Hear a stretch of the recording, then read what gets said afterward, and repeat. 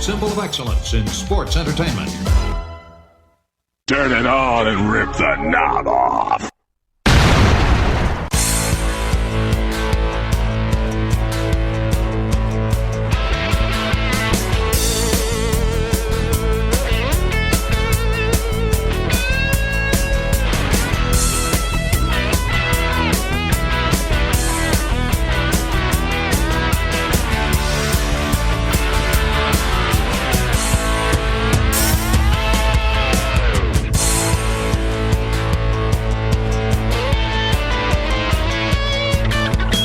Hey guys, and welcome back to the Wrestling Memory Grenade, episode number 72. And I am your host, a very amped up Ray Russell this week, as we close out March 1987 TV here in the World Wrestling Federation. It's the final show before WrestleMania 3, hot off the heels of the March 14th edition of Saturday night's main event, the final 2 weeks of WWF TV leading into WrestleMania, our final stop on the road to WrestleMania 3. And just a reminder, you can listen to the Wrestling Memory Grenade as part of the WrestleCopia Podcast Network on WrestleCopia.com. That's WrestleCopia.com, and everywhere your podcast streaming needs are met, from Apple to Spotify, Google Pod, and beyond.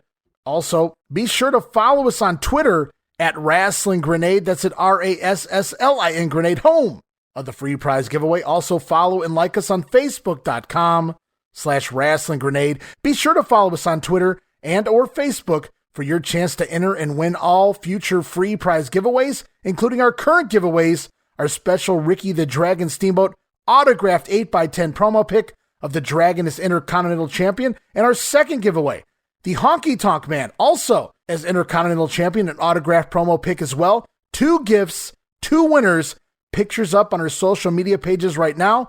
Both winners will be announced next week. Doesn't that feel good to say? Next week, as part of our WrestleMania 3 definitive edition of the Wrestling Memory Grenade. And all you have to do is follow us on Twitter, follow and like us on Facebook for your chance to win each and every future free prize giveaway. It's that simple. And also make sure you stop on over to our YouTube channel. You can find us there at youtube.com/Wrestling Grenade. Not only do I try and post timely videos that complement our projects here on the show, but also any other random goodies I might find from time to time. So subscribe now. Again, youtube.com/Wrestling Grenade, so you never miss a new video. Dropping them weekly, guys. Now is also a great time to be a patron. A WrestleCopia patron, that is. Our revamped and all-new WrestleCopia Podcast Network Patreon account over at patreon.com/WrestleCopia. That's patreon.com/WrestleCopia. 12 tiers to choose from. Some really fun tiers to choose from over there. You can pick the flick, subscribe to certain tiers, and you can tell me what you want me to review, guys. I'll do it just for you. But you guys know by now my favorite tier is the $5 all-access tier. Get you 6 gifts for $5. Those gifts include my insanely detailed show notes for both here on the Wrestling Memory Grenade as well as sister show Monday Warfare, The Battles Within, where we talk Raw versus Nitro. You'll also receive early access to many of our podcasts here on the network. Listen days, sometimes even a week early before the rest of the listeners.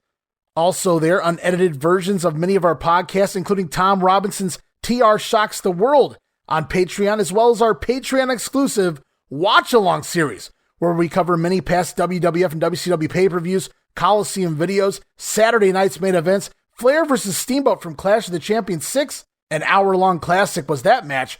All of that and so much more, and now added to the tier, yes, even more for $5, remastered versions of the Wrestling Memory Grenade, enhanced sound quality, and new content, originally edited out of our initial broadcasts of the shows, edited right back in. For example, episode 2 of The Grenade, featuring the NWA 1989 discussion for the months of January and February 89, some 27 minutes of new audio content, new discussions added back into the remastered version, only as part of the all-access tier.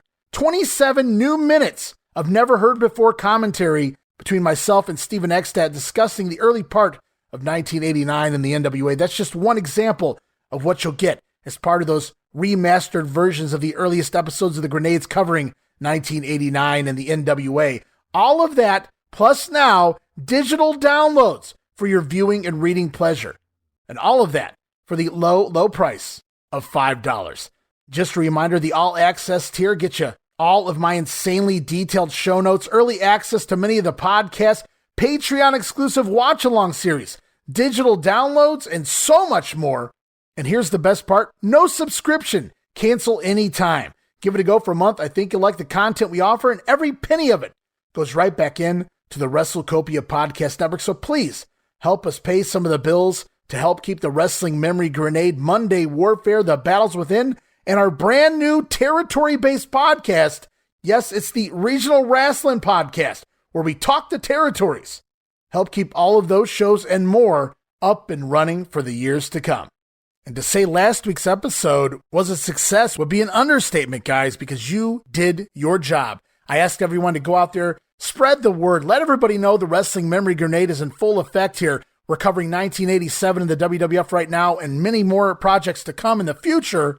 I asked and you guys listened. We did our very best numbers we've ever done. And hopefully that continues, that trend continues, especially heading in to WrestleMania 3. I want to thank you guys again for the retweets, the likes, the subscriptions, the downloads, our listeners, the patrons. It's all of you guys that keep my drive going each and every week. As you guys know, there's many things that have happened to me over the last couple of years that could have made a normal human say, I'm done with this. I need to move on and do other things. But it was you guys, the listeners, all of your positive feedback that has made this worthwhile, that keeps me going each and every week here on the show. I really appreciate it from the bottom of my heart. And I really feel like something special's coming when we tackle WrestleMania 3 here next week on The Grenade. And with that out of the way, we have arrived. It's the final stop on the final leg on the road to WrestleMania 3. 2 more weeks of TV to discuss. The final hard sell before the big event. We're going to talk the fallout from Saturday night's main event. Hacksaw Jim Duggan makes his in-ring debut on syndicated TV, sort of. The celebrities are in full effect, as we'll hear a lot more from Bob Uecker these next couple of weeks. And it's been quite a while since I told my childhood story about the Z-Man, so I'm going to retell that here again today. Also, we'll see Tito Santana versus Greg the Hammer Valentine. They rekindle their rivalry here this week, albeit briefly. We'll also talk the Dynamite Kid's current physical state and why he has zero business in the ring right now. All of that, and you got it, soundbites galore. Lots of great WrestleMania promos this week, guys, I promise you. So stay tuned, sit back, and enjoy as we kick off this week. It's WWF Primetime Wrestling for March 16th, 1987.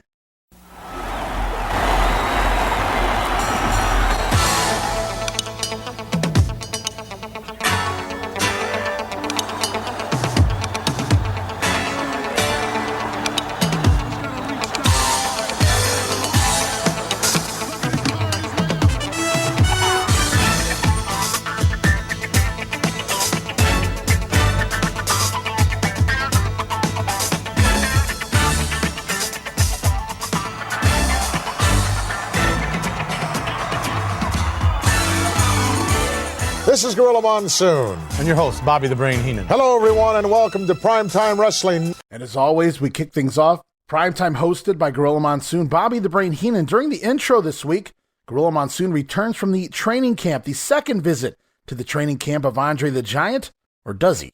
Hello, everyone, and welcome once again to Primetime Wrestling, where we feature the superstars of the World Wrestling Federation. I don't even know that I should be talking to you this week. I don't care if you do or not. You really got me bent out of shape, Brain.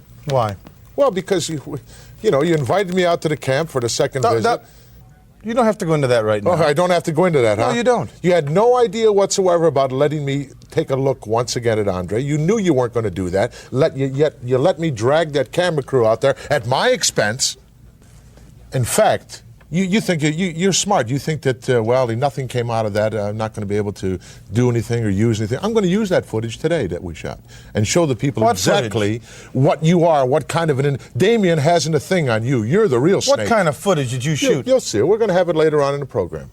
You told me you were scrapping all that stuff. Hey, well, that's your problem. You can't show anything without my permission. Don't tell. What do I have to do? Get Kay on the phone again and straighten you out, or what? She happens to be my personal friend, not yours. Well, that remains to be seen as well. All right, Monsoon not happy there. Bobby Heenan tried to make a fool out of him.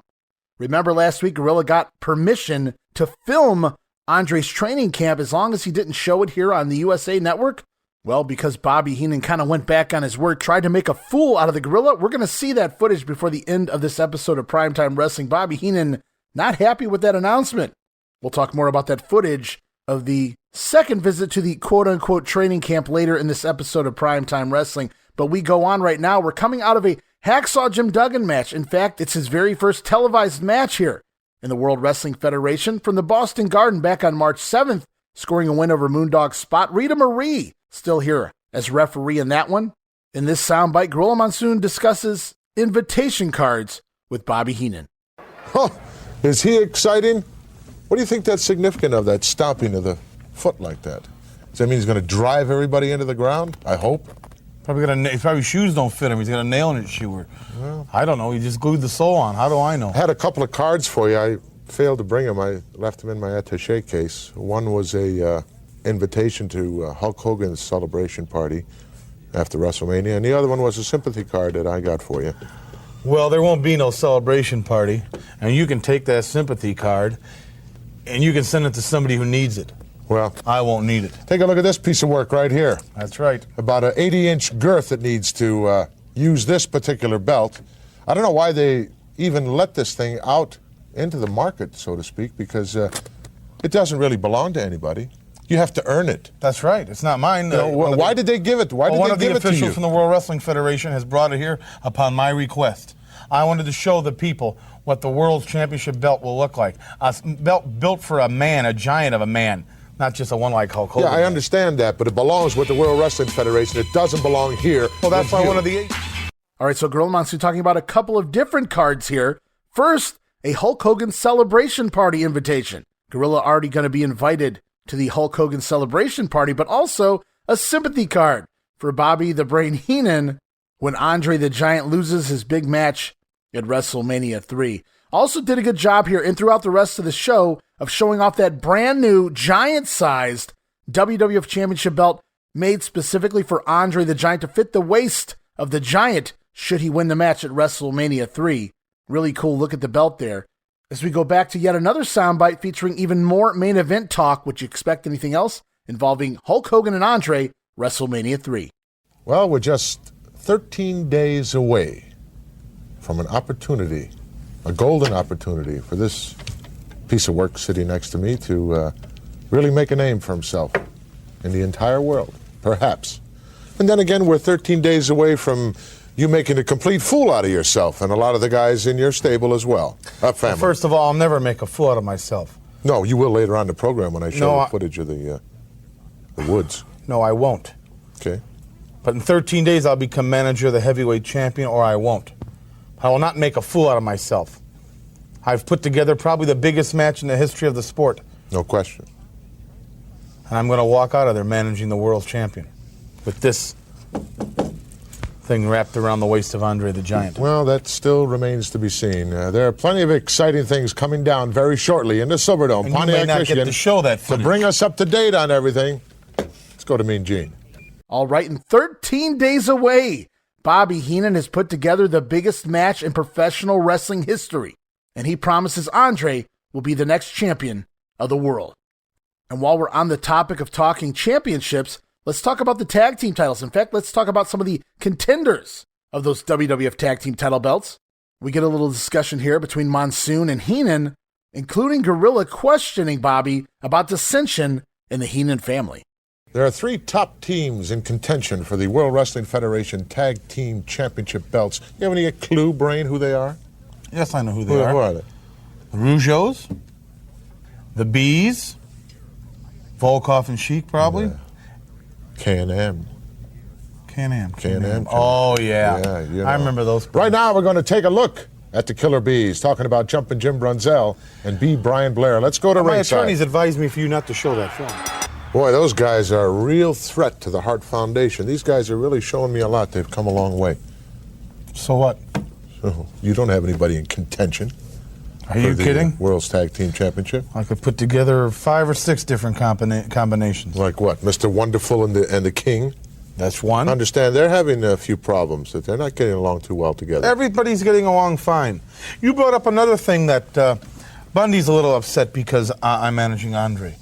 You made mention that Hercules, and everybody seems to be getting upset because of Andre's. Well, that's where you're devoting all your time. That's the main event in WrestleMania. I have to devote my time to that. Well, naturally. Don't you think these other guys feel a little left out? No, I don't think so at all. What do you think? I just use people? All right, so interesting list of challengers here. Apparently you have to be baby faces to be challengers to heel champions because the list included the Rougeaus, the Bees, the Can-Am Connection. Interestingly enough, no mention of the Bulldogs here, the former champions. Bobby goes on to say that his Heenan family can contend as well for those championship belts, any mixture. And that's when Monsoon, who's heard it through the Gorilla Vine, that the Heenan family may not be getting along lately. Everyone upset that Andre is the one getting the title shot at WrestleMania, and Andre also getting all of Heenan's time. Bobby shooting down the rumors of dissension inside his family. However, he admits it would be silly for him not to devote his time to the man gunning for the world championship at the big pay-per-view. And up next, it's promo time as we're off to Mean Gene Okerlund standing by with the Honky Tonk Man. He's talking Jake the Snake Roberts and WrestleMania 3. All right, Gorilla Monsoon, the host of Primetime Wrestling. We're going to get back to you and your sidekick, Bobby Heenan, here in just a moment or two. Honky Tonk Man, after what you did to Jake the Snake Roberts in the Snake Pit, you should be ashamed of yourself. What provoked that attack? What provoked it? Making fun of the Honky Tonk Man. That's what provokes it.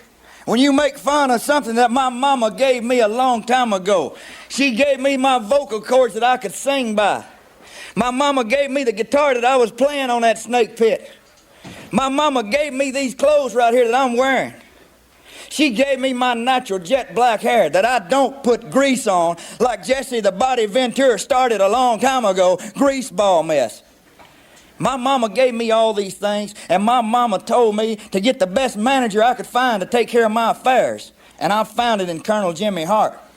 And what provoked that was Jake the Snake Roberts trying to put a snake on a Honky Tonk Man, trying to put something on me that I'm afraid of, that the Honky Tonk Man is scared of. I'm scared of the snake.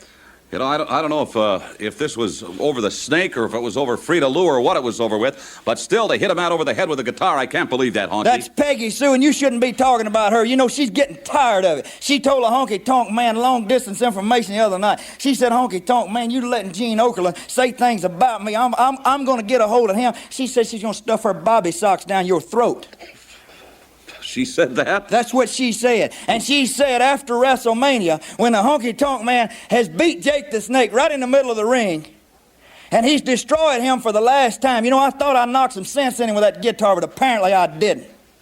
She's going to get beside me in my 59 pink Cadillac. We're going to get on the expressway, and we're going to party all night long. You wish you could go, but you're not going to be able to. I thank you very much, and my apologies to Betty Lou. Peggy Sue. Fans, stay tuned. There's more Primetime Wrestling coming up. All right, and I don't know if you could really tell here in the audio, and you obviously can't see it here on the podcast, but I encourage you to go back and check out this episode of Primetime Wrestling, this promo with the Honky Tonk Man, because Mean Gene loses it not once, but twice during this promo, having to cover up, having to turn away from the camera, busting out laughing at some of the comments made here by the Honky Tonk Man, including that comment about stuffing the bobby socks down his throat. Mean Gene had to cover up the face. Okerlund getting a little oozy there. And hey, why not? Back-to-back promos, this time a much more serious promo. Mean Gene standing by once again, this time with the Honky Tonk Man's opponent at WrestleMania. Here's Jake the Snake Roberts. Jake the Snake Roberts. In fact, let's go to the Snake right now. Hey, pal. Thank you, Bobby Heenan and Gorilla Monsoon. Jake the Snake Roberts, I vividly recall what took place in the Snake Pit. You do? Recently, Honky Tonk Man, and I really don't understand it. He said that you were making fun of him, of his clothes, of his family, of Peggy Sue, of everybody, and that's why he hit you over the head with a guitar. Do you believe I was making fun of him? I didn't get that impression, no. Oh, I was, but you see, the thing is, I was telling you the truth, man. I was telling you what I really thought of you. Few people will step up and say what they really think. I will. You know, what surprised me, though, is that you had guts enough and a mind enough. I'm sure Jimmy Hart had something to do with it, because he's a sneaky little worm anyway. I've known him for a long time. To come around the other side, that was quick. That was quick thinking on your part. A mistake on my part. But you know something, Honky Tonk? You being from Tennessee, you've been out hunting before, hadn't you, boy? You've went out and you pointed that gun down at that game and you pulled that trigger and you had to make sure it was a good shot, unless you were hunting small game. All right. Something that don't fight back. I fight back a little bit, you know. He took his best shot and he didn't get the job done. What's a wounded animal like? You tell me, huh? Well, I don't know about a wounded animal. I will tell you this, that now WrestleMania 3 in the Silverdome in Pontiac, Michigan on Sunday, March the 29th, Jake, has been expanded to 12 matches. In one of those matches, you'll have an opportunity to get revenge because you're going to be meeting the Honky Tonk Man. And you know what it's going to be like for you, my man? It's going to be like death row. You sitting in a chair and you waiting for the man to pull the switch. But you don't know when he's going to pull it, but you can be sure that he's going to pull it sooner or later. Ain't nobody going to save your rear end for the frying you're going to take in Pontiac, my man. What I'm saying is, Honky Tonk, if you've got guts enough to show up, then I'm going to get to do everything I want. And you don't want that. All right, I thank you very much, Jake the Snake Roberts. Yes, to meet the Honky Tonk Man, one of 12 exciting matches in WrestleMania 3 at the Silverdome on March the 29th. All right, and when is it not a good time for a Jake the Snake promo? But primetime continues on. Gorilla Monsoon Bobby the Brain Heenan discussed the heel team of Don Muraco and Cowboy Bob Orton. Also, some more talk about the Brain's secretary, Miss Betty. Undoubtedly, one of the most experienced and greatest teams that I know of that's going to be part of WrestleMania 3 has to be Muraco and Orton. They're a good team. They're a very good team. You've got a great technician, in-ring technician in the ace and the henchman. He can do anything in there. Anything you want to do, he can do it. Muraco's a veteran. Doesn't care about the former rules. Intercontinental Heavyweight Champion, looking for a belt. Mr. Fuji. They're looking for a belt. Well, they won't be looking at this one because this one's going to belong to Andre the Giant. Well, I understand the $40-something thousand that this belt costs has to be assumed by whoever doesn't win. Let's go to the ring. What do you mean? Don't give me that. The K&M connection will certainly have their hands full in the Silverdome, Pontiac, You're Michigan. going to be there. But I told you. I'm looking for an upset. I bought the ticket. I went through all that trouble to get you. We're on the air here. You're on the air here. Who's that? This is Miss Betty. Oh. I don't want no nonsense. She's, are you done? No, I'm not done. How do you pay her? Is she on a salary or something? I beg your pardon? That's my business. I understood that she's on a lifetime retainer. She's my personal private secretary. Do you mind? No, I don't mind at all. No, I don't mind. And she will be at WrestleMania. This ranch garbage you came up with is a bunch of garbage. Whether she's there or not, I'm sure we'll have no direct result of the outcome of the matches. Yes. So it's neither here nor there. Besides, it'll be one less expense for you to have to incur during WrestleMania. Goodbye. Plenty more action still to come here this week. Got some I may tremendous... have to replace her. Don't forget, the Woods is coming up later. So Muraco and Orton, yet another team looking for those tag team title belts. Gorilla Monsoon talking about the K&M connection. Always thought it was interesting the way Gorilla Monsoon said Can-Am. K&M connection. Go back and listen. Once you hear it, you'll never unhear it. Gorilla questioning Bobby Heenan. How exactly is Miss Betty paid? Is she on a lifetime retainer? We learned that Miss Betty will also be at WrestleMania 3. Front row, no doubt. And here's a name we haven't talked about a whole lot here in 1987, but Gorilla and Bobby have a little fun as they talk Jimmy Jack Funk, potentially the next member of the Heenan family. Also, more discussion of Andre the Giant and his training camp. Got a new member for you for your family. Oh, who? Here's a guy that really needs someone to take him under their wing. Lone Ranger. The Lone Ranger? Jimmy Jack Funk. Hey, I haven't got time to... That guy doesn't need a manager, he needs a keeper. Well, he certainly does need a lot of help in my book, I'll tell you that. As a guy that definitely does not have... Tough man. He is a tough guy, but if you don't have any direction for it, he'll find out when he meets up with Pedro Morales. That's what he needs, some direction. You'd be a good manager. Let's go to ringside. You know, you talked earlier on about faults. You never gave me a chance to go up and shoot the footage that I wanted of Andre in training, where I might have been able to take another look at what I thought I saw. So now I'm only positive in my own mind that there's one fault and possibly two. Of course, the first fault is he's got you as his manager. That's number one. The second one was something with his training technique that I wanted to see again, but you never gave me that opportunity. And I'm gonna... Okay, what if I fly you up there this week? Forget about it. No way. No way I'm going to go back there. After that horrendous thing that you did in the woods with me, we're going to see that later. Honest I'm going to show mistake. the people what kind of guy you are. You're not going to show that tape. We are going to show it, regardless of what... I'm going to get to the director right now. I got that guy in my pocket, you know. He'll do whatever I want. There's other people in the building who will... I got pictures of him, too. Let's get back to the situation. You know, what do you expect? He knows better than to show that. What do you expect to get? Should Andre the Giant be lucky enough and forceful enough to get his hands on the World's Heavyweight Championship. What kind of physical damage do you think he's going to incur in that match? You won't have to worry about making too many bookings for that. Oh, it's not going to be easy. We know that. Definitely not. I've never said it was going to be easy. Hulk Hogan is a big, tough man. But he's not as tough as the Giant. And the only reason he is the world champion because he hasn't wrestled the Giant. Now, I'm going to talk to the director right now. All right, and JJ Funk, as Gorilla Monsoon liked to refer to him as the Lone Ranger of the WWF, is he the next member of the Heenan family? Bobby shoots that one down pretty quickly. Gorilla then talks Andre's flaws. Of course, Bobby Heenan as his manager being the number one flaw, but he saw something else in the ring, a training technique. But because Gorilla never made it to the training camp the second time, he didn't get to see it again. And so it'll be the brains loss at WrestleMania. Bobby Heenan then offers to send Gorilla back again a third time to the training camp. To quote the Gorilla there, highly unlikely. As Heenan even admits that beating Hulk Hogan won't be easy. I thought Bobby did a great job continuing to build the match between Hulk and Andre, build it up as a real competition and not just another I'm going to kick his ass style ordeal. We hear that so much from both the baby faces and the heels. I'm going to come in there and I'm going to beat you. Bobby Heenan says, yes, Andre will win, but he knows it's not going to be easy. I just think they do a fantastic job of putting this match over as the biggest thing in professional wrestling history. Two epic powers are going to collide. Yes, it's going to be a fight. As primetime rolls on, it's feature match time. This week, it'll feature the ladies in tag team action. In fact, it is the ladies tag team champions, Leilani Kai, Judy Martin, the future Glamour Girls, taking on the team of Velvet McIntyre and Angie Minelli. We'll go back now and listen to Bobby and Gorilla talk about this upcoming match. It's feature time here this week, and Bobby, we don't see an awful lot of the girl wrestlers anymore. They're becoming an endangered species, almost. You know, they're in such great demand all over the world. Well, in all the foreign countries, and they're just not that many of them to go around. We've had an opportunity that we're going to be taking a look at this week, the ladies tag team champions of the world. That's right. Leilani Kai, Judy Martin, what a combo they are. They're tougher than a lot of guys. Well, I'm surprised that you didn't get some of these lady wrestlers. Hey, whoa.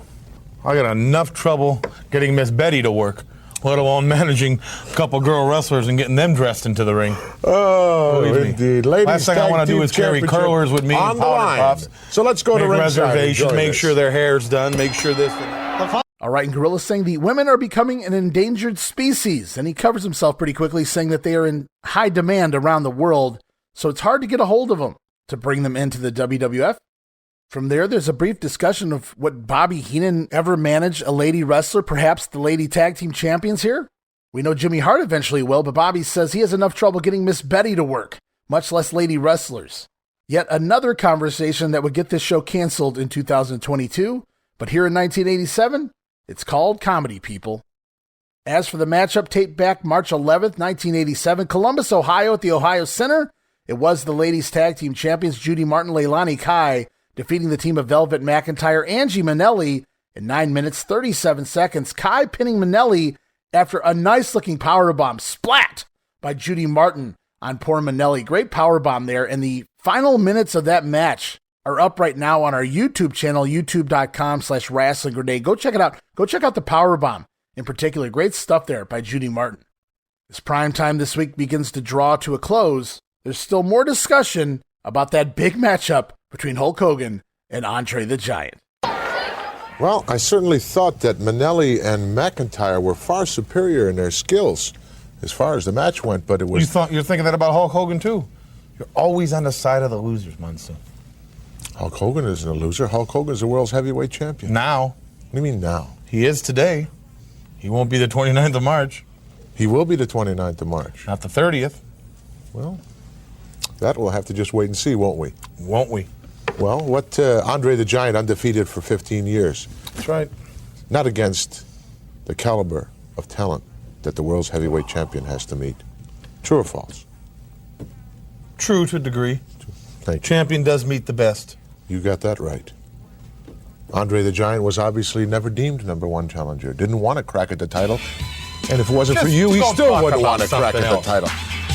So Gorilla's saying that while Andre the Giant has been undefeated for 15 years, Hulk Hogan the champion for 3 years, it's the Hulk that has had the bigger challengers. And Bobby Heenan, he doesn't disagree. He goes along with Gorilla. He says, yes, Hulk Hogan probably has had the bigger challengers because the champion faces only the best.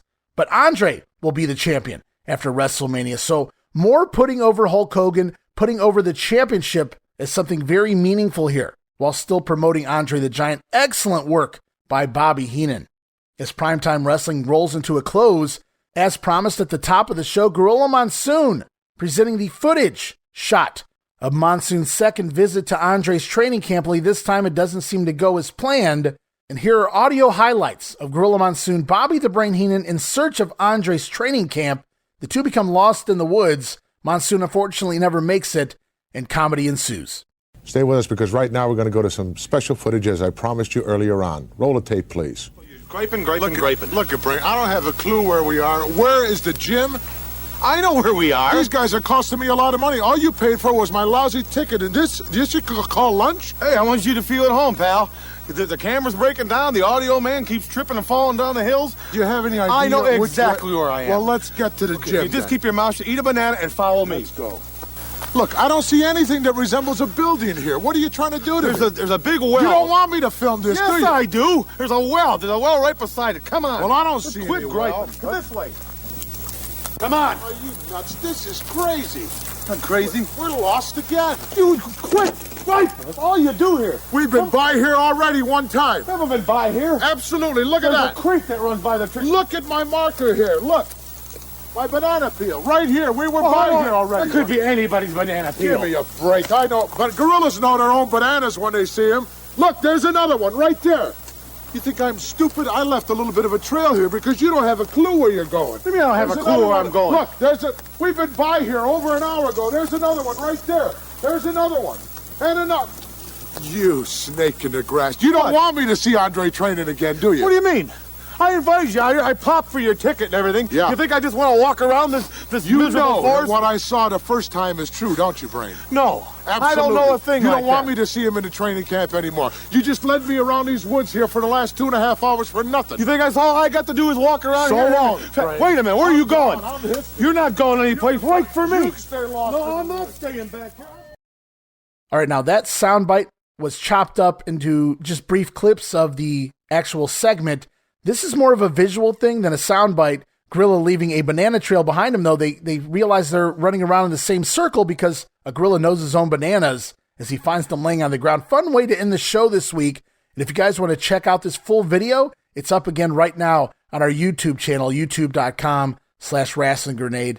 Fun stuff as always from Gorilla Monsoon, Bobby the Brain Heenan here as we head into the following weekend, March 21st edition, Superstars of Wrestling.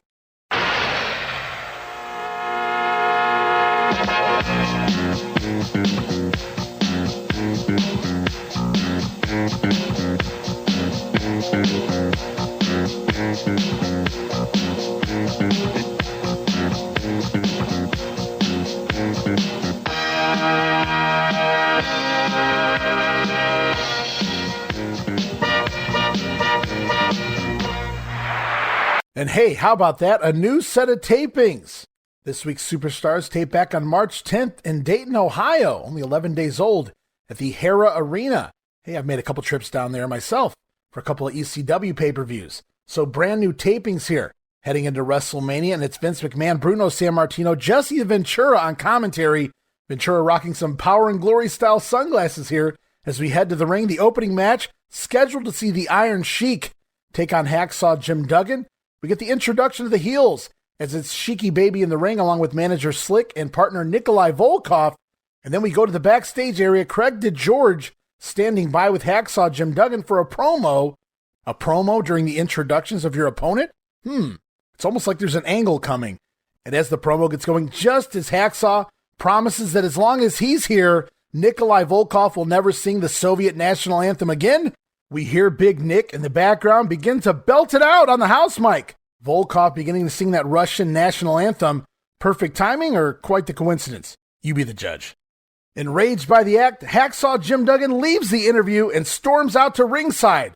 Duggan hits the ring with the 2x4 in hand, swinging it wildly as the heels bail to the outside. Duggan then chases them backstage with his trusty board before returning to the ring to cut a promo. From there, Hacksaw talks the 1984 Iranian hostage crisis, when Iran held the American diplomats hostage for 444 days. Well, now Duggan is holding the Sheik hostage. That sounds fair. As for Volkov, this is America, the land of the free, the home of the brave. So Nikolai won't be singing that Russian national anthem as long as Hacksaw is around. Tough guy. Makes sense, I think. Duggan receives monster pops throughout this promo, and a big USA chant closes this segment. As Jesse Ventura points out, the name of this sport is wrestling, which we saw none of here in this planned Duggan and Iron Sheik match. So this was slated to be Hacksaw's syndicated debut, but we'll have to wait for another day to see Duggan climb into the ring here on Superstars. Meanwhile, standing by, Mean Gene Okerlund with update as he talks the ongoing feud of Hercules and Billy Jack Haynes. We see a clip of the recent Harley Race Billy Jack Haynes match in which Hercules and Heenan sneak attack Haynes. From there, it's followed up. Billy Jack Haynes promo. He said he's felt the power of Hercules, but at WrestleMania, Hercules will feel why Haynes has been the master of the full Nelson for the last 5 years. Another raving lunatic delivery here by Billy Jack as well, and wow, unbelievable promo. As we close out update, Mean Gene reminds us WrestleMania is next week. Wow, that feels so awesome to say. Bigger! Better!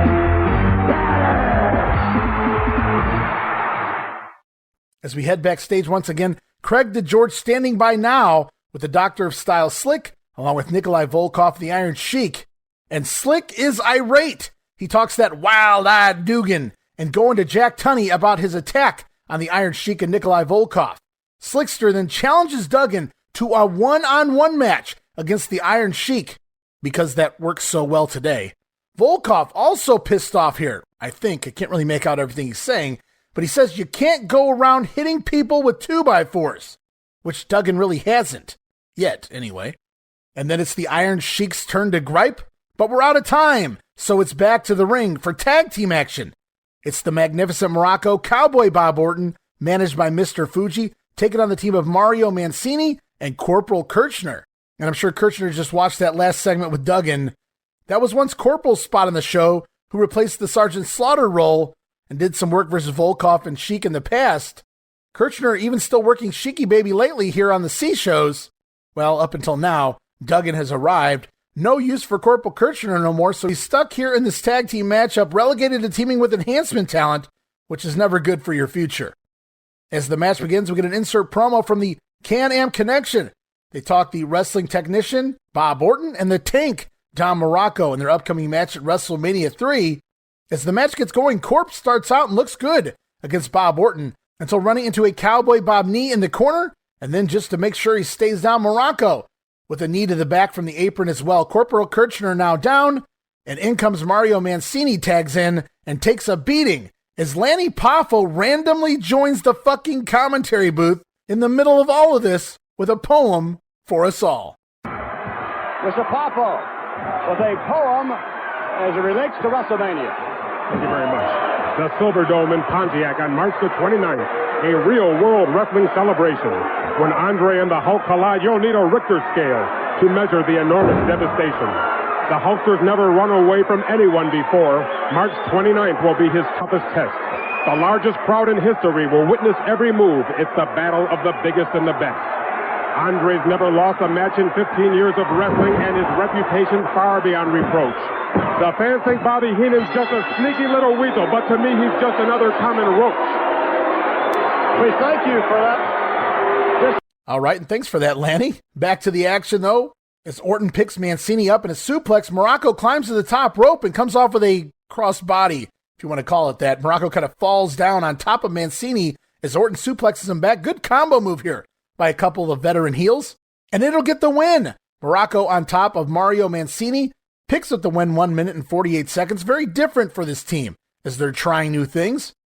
And it's sad to say, by 1987, Muraco and Orton really coasting off their past name value. As a team, these guys aren't really clicking for me in the 1987 WWF world. Bob's still very efficient in the ring, but he moves at a slower pace, while Muraco is just very lethargic. Anywho, it's promo time. Mean Gene Okerlund standing by with the WWF Tag Team Champion, Hart Foundation. All right, gentlemen, next Sunday at the Silverdome, it's going to be WrestleMania 3, and it's going to be the British Bulldogs and Tito Santana meeting Danny Davis and yourself. A great deal of interest here in the New York City regarding that one, Bret Hart. You know what I think, Gene?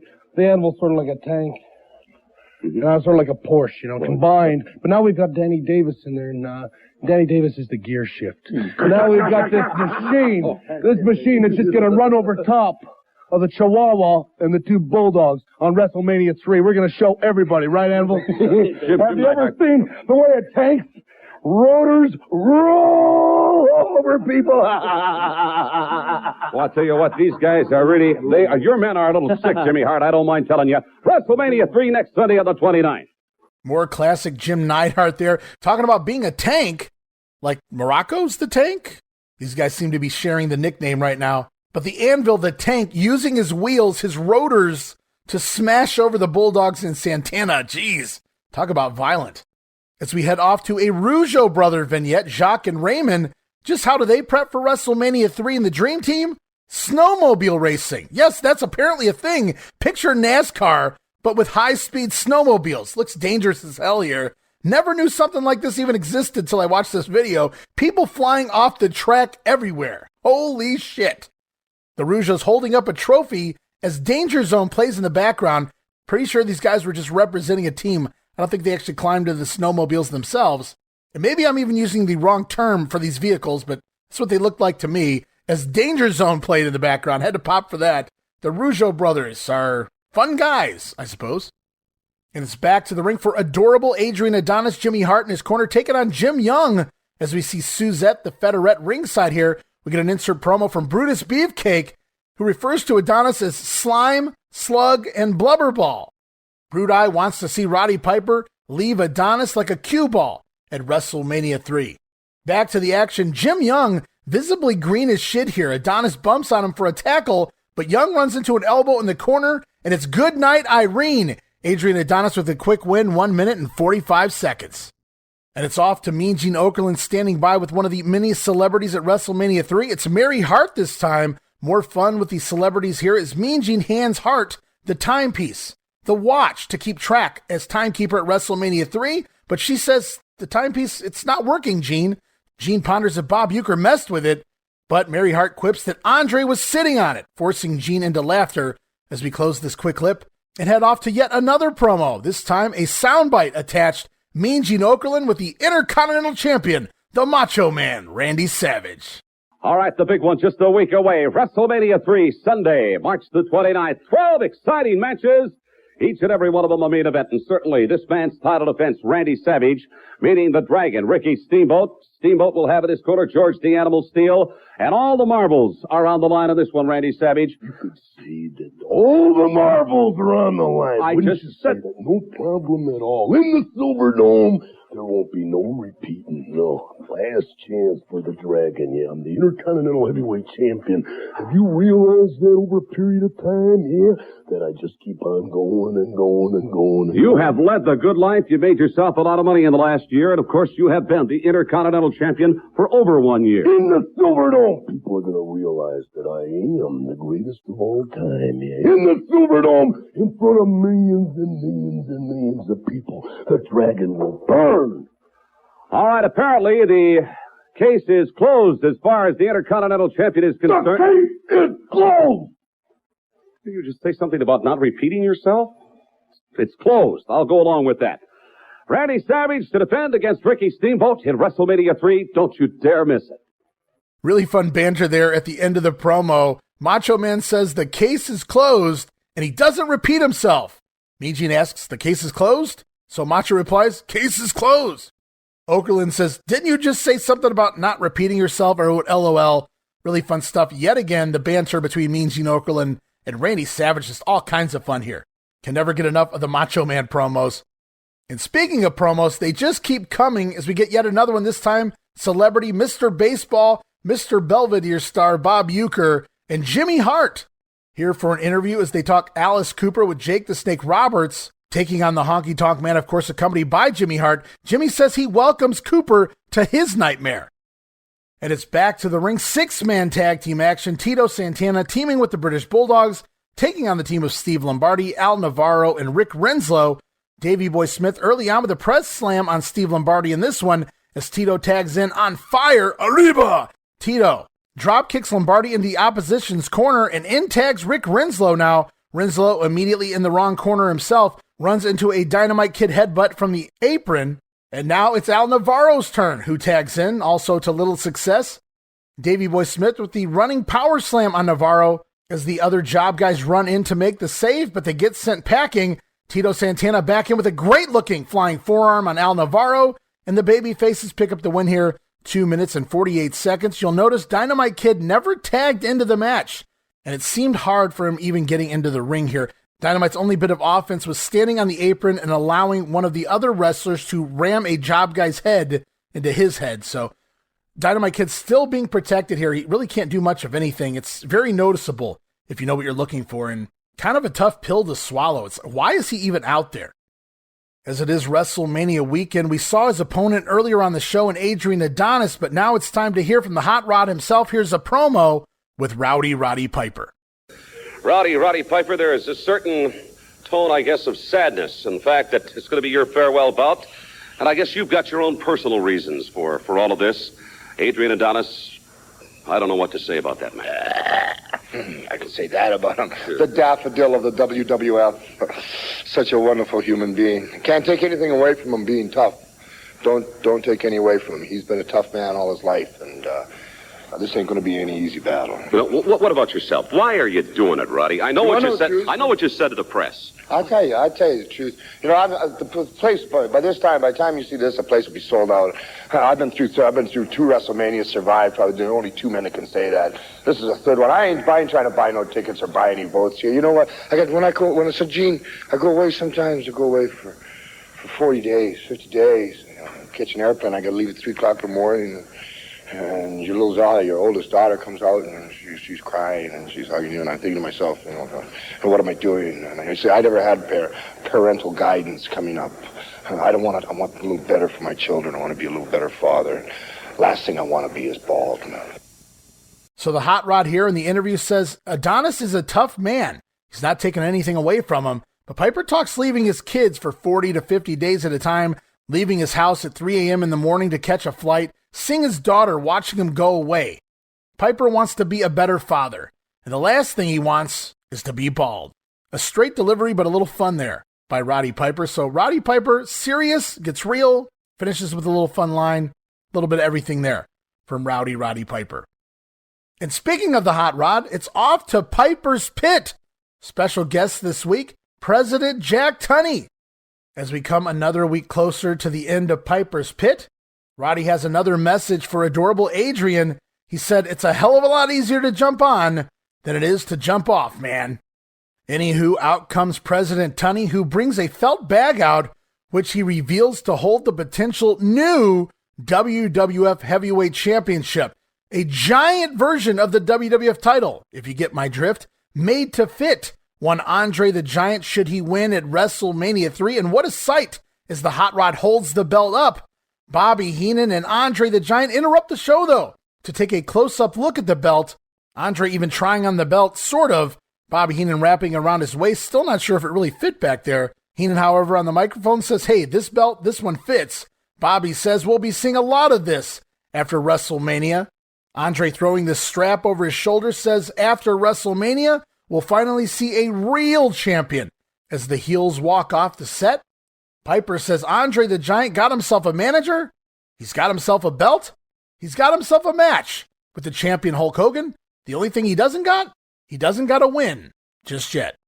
And just an absolutely super hot crowd for this edition of Piper's Pit. The visual proof that the belt existed made many of the smart marks even question if a title change was in fact coming at WrestleMania. Why would you go spend all that money to build such a beautiful looking belt, a giant-sized WWF title belt, if you weren't actually going to give Andre the title? Really cool stuff here, and I kind of wonder if this belt still exists in some form. As it's time for the WrestleMania report, we learned that the Silverdome is in fact sold out. No more tickets available for WrestleMania 3. You'll have to watch it on closed circuit TV or pay-per-view. During this WrestleMania report included clips from the Saturday night's main event Battle Royal, promos from Mary Hart and Bob Uecker, more fun from the duo, ending with Uecker apparently accidentally slapping Mary on the butt. She didn't look too pleased there. So WrestleMania sold out. I'm sure Vince McMahon and company were thrilled with that news. So we're off to yet another promo. Mean Gene Okerlund with Aretha Franklin. They talked the 93,000 fans in the Silverdome and the big, larger-than-life wrestlers on the card like Hulk Hogan and King Kong Bundy. Aretha mentions Andre the Giant, which I'm sure somebody fed to her. Gene Okerlund thanks her for participating. Her response was, "Shut up." Gene then breaks character in laughter as we cut away to yet another promo. Jake the Snake Roberts sitting by with Alice Cooper as they talk being just 1 week away from WrestleMania. Alice Cooper's hometown, Detroit, Michigan. Honky Tonk Man beware. And speaking of the Honky Tonk Man, we're back to the ring. Honky in action with Jimmy Hart in his corner taking on leaping Lanny Poffo. Wow, 2 poems in one show? No, we weren't that lucky, guys. No poem before this matchup. And as Honky makes his way out to the ring, love the red jumpsuit here. Wish he had wore that more often. Poffo busts out a pair of flying head scissors to start the match.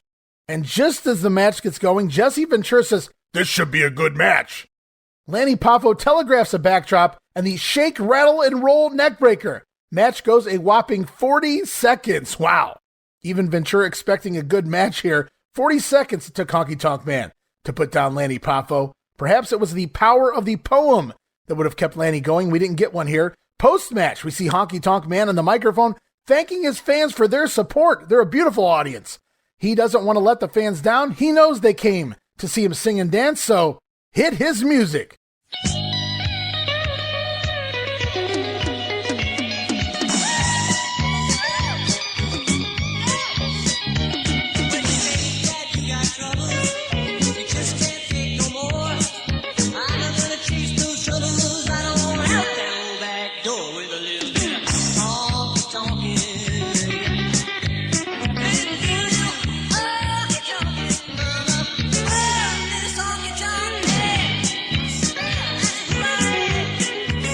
Honky Tonk having a great time dancing for the fans here when his music randomly cuts. He says, "Hey, who did that?"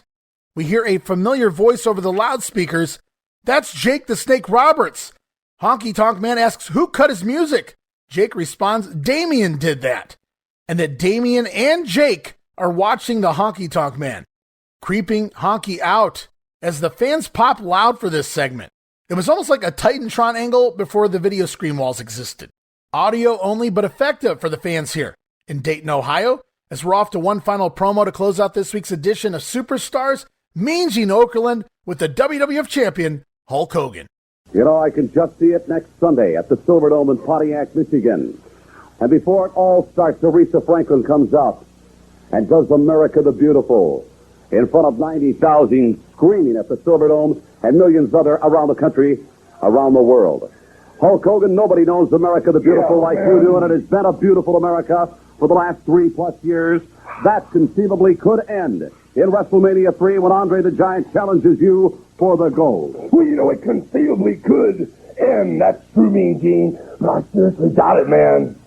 90,000 plus Hulkamaniacs, that is. Not Weaselmaniacs, brother. Millions of people around the world living the straight and narrow watching my back, Jack. And the dude that I got in my corner, brother. People been asking for weeks and weeks, months upon months. Who is it, Hulkster? Is it John J. Rambo, man? Who is it, man? Billy Jack, who can it be? Everybody wants to know. Oh, I got to say, man, the guy that's watching my back, depending on where you're coming from, you may not be able to see him. He's kind of hard to see sometimes. Some people say they've never seen him, they just believe in him. But when he comes down on you, man, he comes down on you big time. Heavy, brother.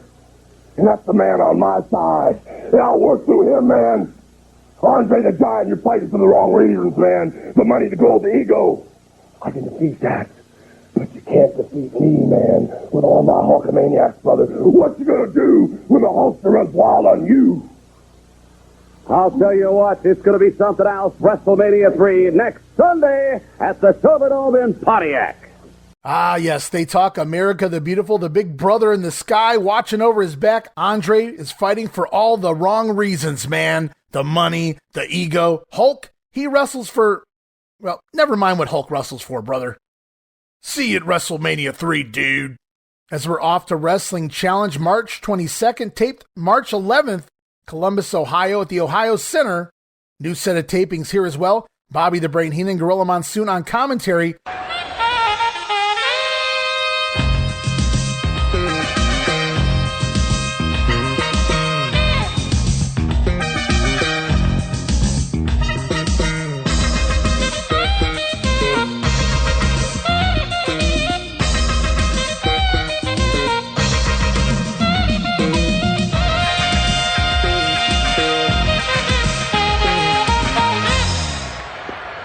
We kick things off with highlights from the Saturday night's main event Battle Royal, including Andre eliminating WWF Champion Hulk Hogan, and the 8-minute it took to eliminate one giant in Andre.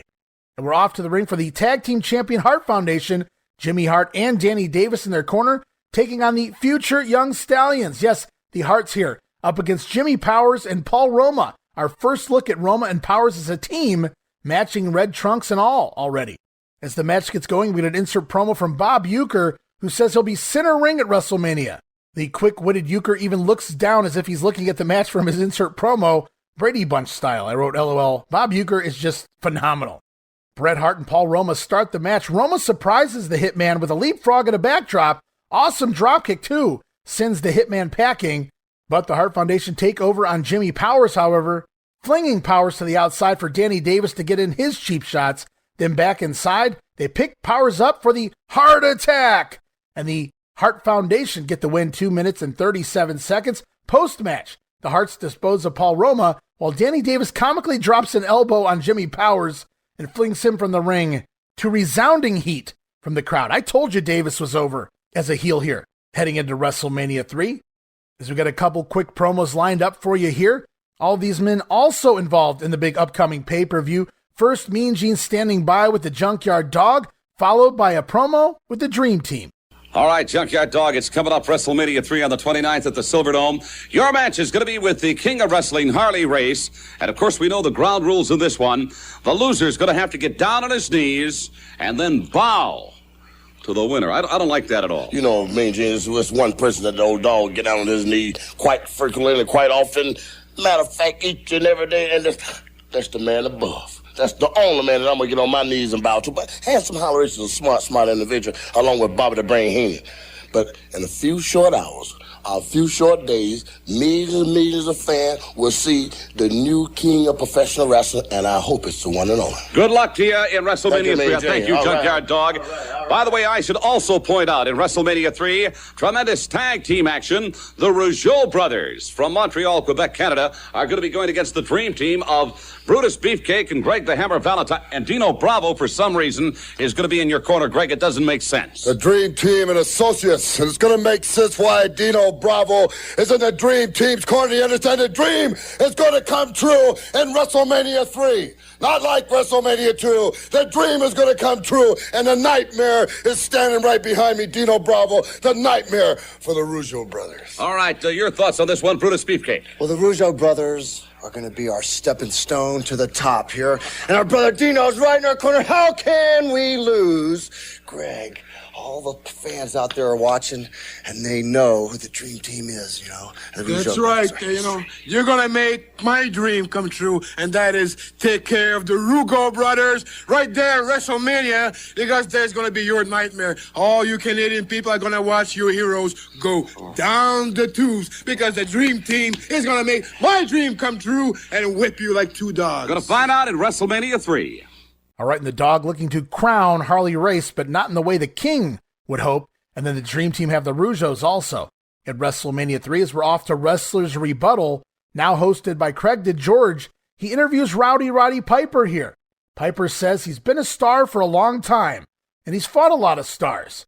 Remember this guy? Piper throws up the I love you sign, referencing Jimmy Snuka. I wrote, wow. Piper also mentions wrestling Bruno Sammartino. Roddy says he's been on top for so long, he forgot what it was like to struggle like Adrian Adonis, who refers to Adrian as a big toad. Piper quips he's been growing his hair out as an incentive for Adonis in the hair versus hair match. And with Adonis being a toad, Roddy Piper tells him, if you feel froggy, take a leap. Then back to ringside Birdman Coco Beware with Frankie in his corner taking on Johnny K9 here as you see a really hot-looking featherette ringside, short blonde hair, really beautiful lady. No idea her name. Guess Vince didn't really care to get them over personally, well, besides Suzette, who is mentioned by name here. Referee for this match, happy Jack Kruger, always smiling Jack Kruger, as Coco motions for the half-crazy K9 to kiss his ass. Want to know more about Johnny K9? Watch the Dark Side of the Ring feature on him.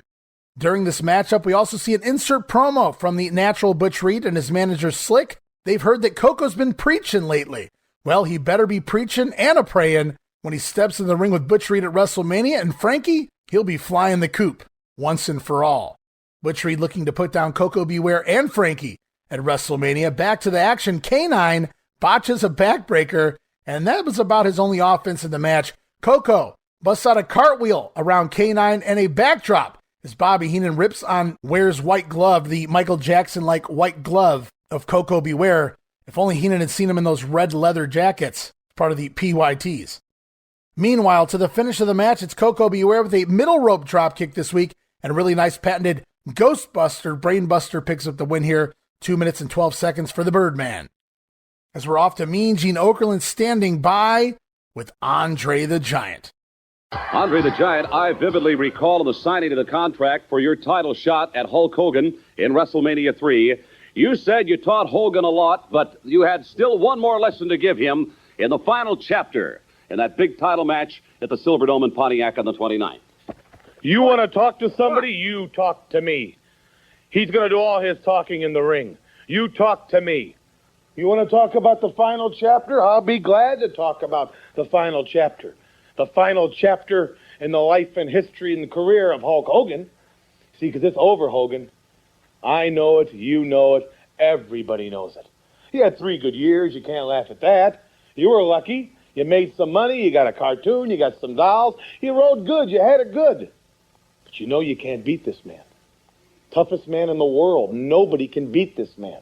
You think with all that blonde hair and a bunch of little Hulksters out there and behind you, you ripping that T-shirt off and shaking in your pythons, you think you can beat him, dummy? It can't be done by you, 10 guys like you, or 100 people like you. This is the next heavyweight champion of the world. Get ready to swallow it, Hogan. It's all over. Once again, Okerlund trying to get a promo one-on-one with Andre, but to get to Andre, you have to go through the brain. Mean Gene learns the hard way, and even though we saw him head to the ring on Superstars over here on Wrestling Challenge, it's yet another Hacksaw Jim Duggan vignette. And this week it's Janitor Jim Duggan. Wow, I'm having flashbacks. Or should I say flash forwards to WCW and the TV title, bro. Janitor Jim. Duggan is mopping up the floor just like he's going to clean up the WWF of that Iranian and Russian tough guy. Duggan, on his way to Wrestling Challenge, already arrived on Superstars as mentioned, and we're back to the ring for King Kong Bundy. Bobby Heenan by his side here, taking on Mario Mancini. Luscious Johnny V replacing Heenan on commentary for this one. We get an insert promo from Hillbilly Jim, who continues to promise to protect his little buddies at WrestleMania. So much for promises, eh, Jim? In the ring, Bundy with 2 avalanche splashes in the corner, and then a big splash on the mat as Bundy demands the count of 5. A 5 count gets the win here for Bundy in 52 seconds, and Mancini does a stretcher job. Boy, wouldn't that have been something to see Little Beaver, do the stretcher job at WrestleMania? I guess they didn't really have time for that. Curious how he left the ring, so I guess the Hillbilly Jim carried him away on a cart. I digress. Bundy on the microphone after the match says what he did to Mancini here today will happen to any midget that gets in his way at WrestleMania, so look out, Little Beaver. So this mixed tag match at WrestleMania has the least build of any of the matches, any of the 12 matches at the pay-per-view, yet the possibility of King Kong Bundy squashing a midget still gives us that intrigue, if you will. Then it's Jesse Ventura standing by with Entertainment Tonight's Mary Hart. Jesse tells Mary not to be distracted by his body as she has to watch the match. Being the timekeeper and all. More fun with the celebrities here, Jesse Ventura and Mary Hart. As we're back once again to Mean Gene Okerlund standing by with the world champion, the Hulkster brother. All right, the world is buzzing about WrestleMania 3 next weekend from the Silverdome in Pontiac, Michigan. And, of course, that closed-circuit venues around the country and around the world and pay-per-view, you're going to be seeing 12 phenomenal matches and one phenomenal main event that pits Andre the Giant at 7'4.5", 525 pounds, meeting the heavyweight champion of the world, Hulk Hogan. And Hulk, next weekend, it's for all the marbles, and I'd have to say, your stiffest title defense ever. Well, you know, when you talk about getting stiff, man, when you talk about challenges, I gotta say, the past has been nothing. Pulling bumpers off Cadillacs, Jack, no big deal. 20-man battle royal, fighting for your life, no big deal. But when you talk about Andre the Giant, when you talk about the whole world watching, man, when you talk about 93,000 live in Pontiac, Michigan. That's a big deal. You better believe it is, man. And when you talk about the threat of some dark cloud like Bobby the Weasel Heenan, stripping all the beautiful things away, the young kids, their train, say the prayers, eat their vitamins, got their priorities in order, man. Living a clean life. When you think that Andre the Giant might have a chance, some freak of nature might have a chance to be the world's heavyweight champion, it scares me, man. What would you do, Mean Gene, if your kids came up to you and said, Andre's a champion? Do you mean all I have to do is lie, cheat, and steal to be number one? How would you like that? I would not like that at all, and of course I couldn't trust Bobby Heenan as far as I could throw the man. Well, I don't trust any of them, man. None of us do. And all I've got to thank God for is I've been walking the straight and narrow. That's the only thing I got going for me. I'm fighting for all the right reasons, Andre. And you're fighting for all the wrong ones, brother. But one thing, big man, I'm on top of that mountain. And they're going to place you right next to me up there, brother. And when I come down on you, I'm going to come down on you awful heavy, big boy. And with all my Hulkamaniacs behind me, if you happen to slip and fall off the side of that mountain, big boy, it's a long way down. And Hulk Hogan there with some really interesting lines. When you talk about getting stiff, man. When you talk about the whole world watching, 93,000 in attendance. That's a huge deal, brother. Wait, is Hulk saying that he got stiff thinking about the whole world watching him, 93,000 in attendance? Never mind, we won't get into that. Hulk refers to Andre the Giant as a freak of nature. Could a freak of nature become the champion? Hogan says he wouldn't like that very much. How would you feel if Andre the Giant won the belt and a kid came up and asked you if all he had to do was lie, cheat, and steal to be the best, brother? Viva la raza! I lie, I cheat, I steal. I lie, I cheat, I steal. Yo! Pretty sure that's exactly what Eddie Guerrero did, and it got over Hulk.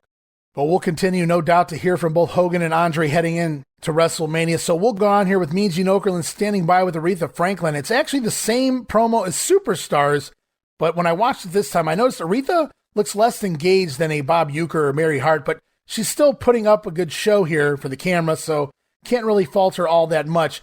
As we head back to the ring, Iron Mike Sharp and Terry Gibbs awaiting their opponents, Rick Martel and Tom Zink, the Can-Am Connection, or since we're here on Wrestling Challenge, for Gorilla Monsoon, we'll call him the K&M Connection. We get an insert promo here from Mr. Fuji, Bob Orton, Don Muraco. They admit the Can-Ams are exciting, but it's power and experience that win matches. Not excitement, Daddy.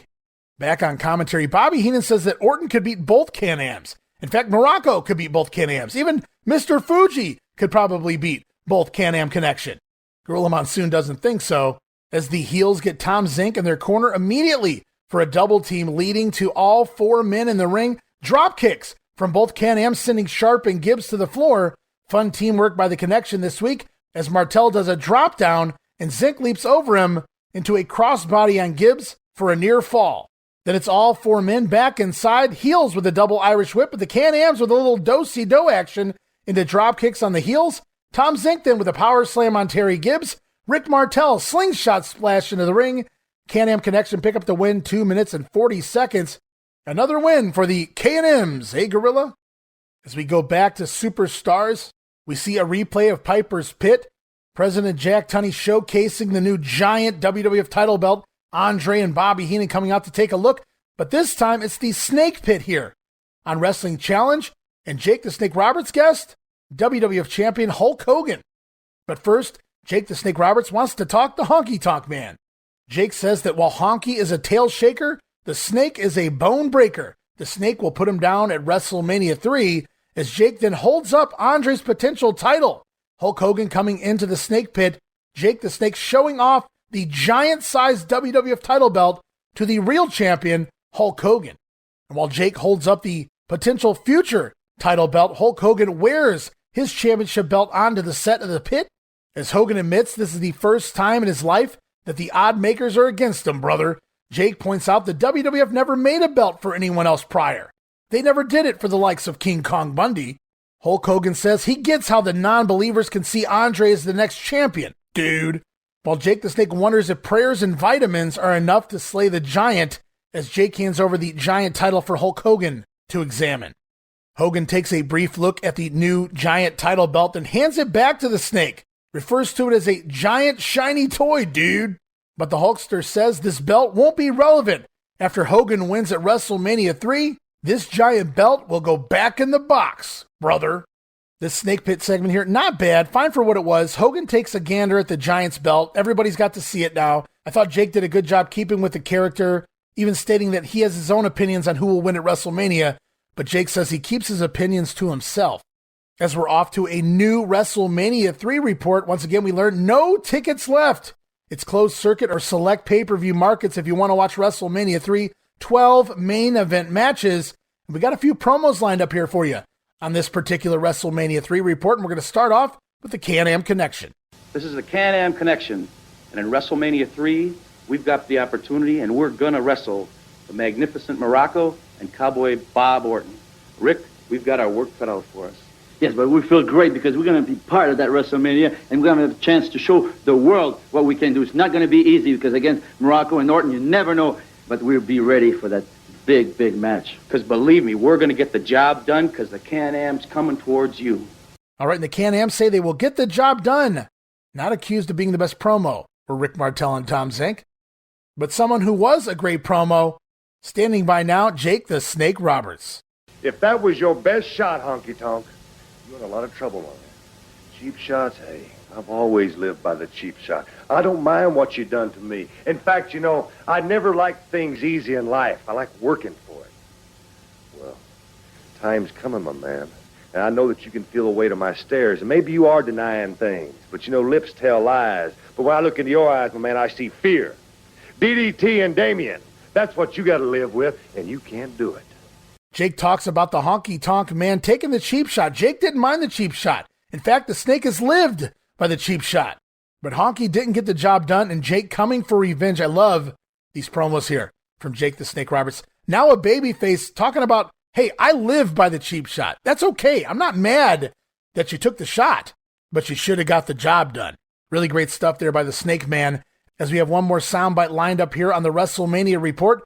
We haven't heard from him in a while. Here's challenger for Macho Man's IC title. It's Ricky the Dragon Steamboat. Well, it's come down to this, Mr. Savage. For the first time in my wrestling career on WrestleMania number 3, I've got someone sitting in my corner. Not a manager. Not a female. An animal. A man made of steel. Who has no horizons and no withholdings. Just be careful, Savage. The biggest distraction in your career might come out of this one. WrestleMania 3, I've got George Steele. And I always loved how Steamboat referred to WrestleMania as WrestleMania number 3. It wasn't WrestleMania 3, it was WrestleMania number 3. You know, I talked about the Can-Ams not being a good promo. Well, neither was the Dragon. Steamboat makes sure to mention, though, while Randy Savage has Elizabeth in his corner, Ricky Steamboat, he doesn't have a manager in his corner, but rather an animal. Another fun little comedy vignette promo here between Bobby Heenan and Bob Uecker. Two of a kind, if you ask me. Bobby Heenan teaches Bob Uecker how to say the line, the new WWF champion, Andre the Giant, but Uecker says he doesn't practice anything. He doesn't say shit till the time comes and he's in the ring. Bob Uecker refusing to practice that line, Andre is the new champion. Bob goes on to say there are no giants in real life. Why is he referred to as Andre the Giant? The only giant Bob knows of is the Giant and Jack and the Beanstalk. That's when Andre the Giant pops in off camera and puts his arm around Uecker, leading to Bob looking up and seeing the giant Andre above him, and this funny little soundbite comes out of the mouth of the Uke. Hi, Andre. Hi, Andre. Great comedy there from Bob Uecker, and I can't say that enough. But it's back to the ring. Bobby Heenan ringside now with the mighty Hercules taking on Jim Young. And with Heenan at ringside, it's Johnny V returning to commentary as we get an insert promo here from Billy Jack Haynes. He says from the streets of Portland, his dad taught him how to stick up for himself. And at WrestleMania, somebody is leaving on a stretcher. More schizo rage yelling here from Billy Jack Haynes, promising to break the neck of Hercules, break the back of Hercules. He's going to put him on a stretcher. Total violence here from the babyface Billy Jack Haynes. Then back to the ring, Hercules. In near record time, the full Nelson on Jim Young gets the submission win in just 42 seconds. As we're back to Mean Gene Okerlund. We heard just a few moments ago from challenger Ricky Steamboat. Now it's time to hear once again from the Intercontinental Champion, the Macho Man. 12 exciting matches, including the Intercontinental Champion of the World, Macho Man Randy Savage, with Elizabeth in his corner. Randy, a title defense for you, and it's a week away. Next Sunday, the 29th at the Silverdome in Pontiac, when you meet Ricky Steamboat, the Dragon, with George the Animal Steele in his corner. Don't try to intimidate me. I am the champion, the Intercontinental Heavyweight Champion, and I will be the champion when the smoke clears in the Silverdome. 90,000 people plus, and millions of people all around the world. I'm talking viewing, yeah, with their eyes, yeah. I got one eye. George the Animal Steele on the outside, and I got the other eye on the Dragon, Ricky Steamboat. But not to worry, no factor on the outside of the ring, because I can beat them both blindfolded. Yeah, I am the champion. The one thing that I should point out, Randy, at this juncture, I think Ricky Steamboat is very much aware of the fact that this is going to be his final shot at the Intercontinental title and the final meeting with you as far as the challenger goes. Oh, absolutely. Yeah, because after, in the Silverdome, yeah, after I put him down to the mat, 1, 2, 3, indefinitely, yeah, no problem at all. And all the world will realize that the Dragon cannot go against the Macho You're not Man nervous. Savage. I'm not nervous. I'm hyper. The Dragon is nervous, so it's going to be Mr. Nervous versus Mr. Hyper, yeah. In the Silverdome, in Pontiac, Michigan, I will shine sparkle in the night, yeah. You know, I'm very curious. For the past few weeks, Randy Savage, you refused to bring out the lovely Elizabeth. Is there any reason for that? No problem at all, yeah, because everything in time, yeah. Pontiac Silverdome is the place. I'm gonna be peeking, yeah, at the Silverdome, and she's gonna be right there. And George the Animal she will be there. Be on the other side. Oh, absolutely, Elizabeth will be there. I'm shining, yeah, that particular night, and I'm the Intercontinental Heavyweight Champion, and the Dragon ain't gonna do nothing about it. Savage continuing to refer to Animal Steel as a non-factor outside the ring. Gene says this is the Dragon's last shot. Is the Macho Man nervous? Savage responds that it's Ricky Steamboat that's nervous. Macho, he's just hyper. Hyper, yeah. Savage says he will be peaking at WrestleMania 3. I like it right there. The Tower of Power, too sweet to be sour, funky like a monkey. Yeah. Gonna be peaking at WrestleMania 3. I like it. The madness right there. Eye of the madness. Aha. Peaking at WrestleMania 3. Aha. And I'm curious to see what they do for WrestleMania weekend on syndicated TV, because they've done everything they can do at this point for all 12 matches, and we won't have to wait long as we move on to Primetime Wrestling. March 23rd, it's the final week of the big hype, the build, and the go-home shows to WrestleMania 3. And we roll on to Primetime Wrestling for March 23rd, once again hosted Gorilla Monsoon, Bobby the Brain Heenan in the studio. And we got a little bit of a lighter week on Soundbites here, as we're just 6 days away from WrestleMania. They've really done all of the promoting they can do at this point. It's kind of a sit back and get ready kind of ordeal. But I'm not leaving you guys hanging. We do have a few sound bites here queued up from this episode of Primetime Wrestling. And into the intro, Bobby and Gorilla talking the upcoming matchup featuring Demolition taking on the Can-Am Connection, or as Gorilla likes to call them, the K&M Connection. I'm Gorilla Monsoon, and this distraught individual here is the Bobby the Brain Heenan. I'm your host, Bobby the Brain Heenan. Hello, everyone, and welcome once again to Primetime Wrestling, where we feature the superstars of the World Wrestling Federation.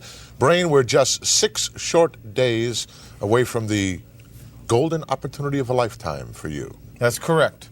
And we're only a couple minutes away from what I'm going to tell you. Oh, okay. I don't want to be embarrassed out here anymore. I don't want to be put down by you or anybody. I went in the other day, last week here to the director's room, to to change that tape around. But no, they switched the exit signs. I wound up out in the parking lot by some 7-Eleven. But you showed whatever you wanted to show to embarrass me. It's never going to happen again. I showed what I promised our viewing audience that we would see, not whatever you decided they wanted to see. You wanted to show King Kong Bundy. That's our feature this week. We're going to see King Kong Bundy. Right. He and Paul Orndorff teaming up against Muraco and Orton. That's correct. That's our feature. We're going to see it this week. Okay, fine. Okay. Let's do it. We're also going to take a look at Demolition against K&M. Can Spam team. Why do you have to be derogatory about these guys? Because I don't like them. These guys are probably headed for the next tag team championship of the world. That's the kind of ability that they have. Yeah, and they're nice-looking guys, too. You know, But how are they going to look after they're done with some of the tough teams in the World Wrestling Federation when they have no teeth? They're going to call themselves the Gumams? Please, please. We're also going to be taking a look at another unusual tag team in the form of Sika and Kamala teaming up. You know, how are these guys going to communicate? That's not your average centerfold. Our opening bout comes direct from Toronto's Maple Leaf Gardens. Going to take a look at Dino Bravo as he takes on Hillbilly Jim. Let's go to ringside. Once Demolition, even Muraco and Orton get done with the Can-Ams, they're going to be called the Gum-Ams, says Bobby Heenan after they get their teeth kicked out. We've heard so much talk over the last several weeks about the upcoming Hulk Hogan and Andre the Giant match, we forget that Bobby Heenan has some other stars on WrestleMania as well, including King Kong Bundy. Here, Bobby Heenan talks about the matchup featuring the little guys. I don't know anything. Unlike the 6-man that Bundy is involved in. With the midgets? With the midgets, yes. You want to see the last of 2 midgets. Well, if he should choose to do that, or if he sees fit to even lay a finger on any one of those 4 midgets that's involved in that match, the repercussions will be unbelievable. And Blotter City. No, I'm talking about the repercussions to him. See if he's lucky he had that McDonald in there. He didn't have his brother maybe Ronald. They won't allow him to eat at any more fast food restaurants. That would do it. Bundy doesn't eat junk. He's a junkie. He's a food junkie. He doesn't eat junk. Are you kidding? Why are you Fish and chicken. Please. Well, a couple Twinkies. Plenty more action still to come here this week. Fish and chicken. In fact, coming up, our special report on WrestleMania. He likes McDonald's. And Bobby Heenan suggesting there this might be the last time we see 2 of these midgets. After WrestleMania 3, it's going to be Blotter City. Show goes on. Gorilla and Bobby discuss the Saturday night's main event battle royal. Of course, Hercules, another Heenan family member, getting the win, but here they focus more on the impressive feats of both Hulk Hogan and Andre the Giant. Let's listen. Indeed, Andre the Giant. Andre looked awesome in that battle. Oh, he does. He looks like a champion, don't he? Well, he looks like the next heavyweight champion of the world. Like he said something very prolific there. Took 8 wrestlers to throw him out of the ring, and they rolled him over.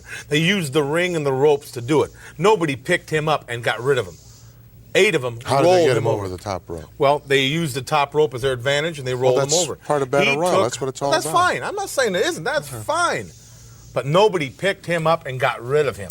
But he took Hulk Hogan with 2 hands and threw that miserable excuse for a world's champion right down to the floor.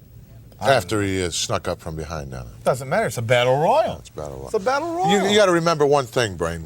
When you walk into the ring in the Silverdome, there's one word that still will remain as part of Andre the Giant's introduction. The challenger. He will not be the champion. But after WrestleMania 3, Hogan's first name will be Challenger. It remains to be seen. We'll be back in a moment. Let's go to commercial. All right, Hulk and Andre were dumping people out left and right, but it was Andre who was impressive enough, eliminating the WWF champion Hulk Hogan, and after WrestleMania 3, Hulk Hogan's new nickname will be Challenger. I love it, Brain. Primetime continues on as we're off to Mean Gene Okerlund. He's standing by with a promo from the Macho Man Randy Savage. Ooh, yeah. Macho Man Randy Savage. Go to a Savage interview now. Right now? About 3 seconds. Maybe 2. Let's go to the Macho Man. Go to it. All right, stay tuned. More exciting primetime wrestling coming up here in just a moment or two. Macho Man Randy Savage, Sarasota, Florida. Come on in. You're going to be defending against the Dragon, Ricky Steamboat. What's the cup for? WrestleMania 3, Pontiac, Michigan. Yeah, 90,000 plus people watching right there. And this is Ricky the Dragon Steamboat's cup of coffee in the big time. Yeah, cup of coffee in the big time, because you'll never get closer than now. I am the Intercontinental Heavyweight Champion, and I will remain the Intercontinental Heavyweight Champion. And George the Animal Steel on the outside will be no factor, yeah. You say no factor. Obviously, he is a factor, or you wouldn't even brought it up. Oh, wow, Mr. Sarcasm, yeah. I don't care if you got 23 wrestlers around the outside, and it doesn't even matter, no, because I am ready, and I will not let this opportunity slip through my fingers. Cup of coffee, man, yeah. Man. Wow, man, freaked out. I tell you, it's going to be something else. Ricky Steamboat challenging Macho Man Randy Savage at WrestleMania 3. All right, Savage obviously talking WrestleMania 3 there. Ricky the Dragon Steamboat, cup of coffee, aha! Macho Man bringing in that coffee cup, dropping it on the ground. Love Mean Gene's response to this here. Always playing well off the Macho Man. And you can find this promo up on our YouTube channel as well, youtube.com/WrestlingGrenade. Had to grab it, had to throw it up there. Macho Man, always a great promo. This time, no different, and it's good to hear from the Macho Man as we head in to WrestleMania 3. Up next on the show, there's a Santa sighting, or at least a Santa discussion. Yes, I know it's March, but here we learn if Bobby Heenan believes in Old St. Nick. Now, I hope you're not too disappointed if Andre doesn't win. You'll probably do something really drastic. Did you ever come downstairs early Christmas morning and find nothing under the tree? Nope. Me neither. What does that mean? Means I've never been disappointed. I'm not going to be. Santa's coming to Pontiac Silverdome. He's bringing me a world championship. You'll have to get stuck out in the ranch with Miss Betty. I'll never beat the ranch. We got rid of a lot of people on Primetime Wrestling. And you'll never get rid of me because I'm the host. Well, okay, I want a that headset remains to be seen. and I want a monitor. Still plenty of action still to come here this week. We've like got some tremendous matches lined up. Of course, our feature yet to come. Yeah. King Kong Bundy and Mr. Wonderful Paul Orndorff against Muraco. Yeah. Who? The makeup girl. You talking about Kathy? She does a tremendous job. What's wrong with you? Yeah, she should do a job. You're 78 years old. Look how you look. Oh, please. Yeah. Folks, don't pay attention to this fountain of misinformation here. Yeah, get rid of her. You know, he thinks he's going to have the next and the world guy heavyweight champion give him as part of his family. Some cold but towels. He hasn't been asleep for that 6 certainly months. remains to be seen. As we stated, plenty more action still to come. In fact, the awesome team of Sika and Kamala teaming up against the Killer Bees coming up in just a moment. Now, do you think they know what they're doing? Yes, Virginia, there is a Santa Claus. In fact, even Bobby the Brain Heenan believes in Santa because Santa is coming early this year, really early. At WrestleMania 3, he's bringing Bobby Heenan the WWF World Title belt. That remains to be seen, Brain. So earlier, we already heard from the Macho Man Randy Savage, but once again, another promo this week. This time it's Mean Gene standing by with the Hart Foundation and Danny Davis. Of course, they're talking their big 6-man tag team match at WrestleMania. Let's go to Mr. Baseball, Bob Uecker. In fact, the interview we're about to see is with the Hart Foundation and Danny Davis. He doesn't have a clue because he can't even hear me right now, but he'll know in a moment. Mr. Baseball. As part of that gigantic, that colossal card for WrestleMania 3 at the Silverdome in Pontiac, Michigan on March the 29th, Sunday afternoon, 4 p.m. Eastern start, you're going to be seeing former tag team champions, the British Bulldogs, teaming up with Tito Santana to meet the new champions, the Hart Foundation, along with their third man, former referee, Danny Davis. And perhaps the Bulldogs have an opportunity, along with Santana, to avenge that very controversial loss. Come on in, if you would, Danny Davis, Jim the Anvil Neidhart, and Bret the Hitman Hart. You know, Gene, I think WrestleMania 3 is really going to be, it's sort of going to be a dog day afternoon. That's what I think. We've got two Bulldogs. I love how you say ex-champions, or former champions. And I like how you say the new champions, the Hart Foundation. We've got the two British Bulldogs, washed-up Bulldogs, and we've got now Tito Chihuahua Santana. All right. Jim?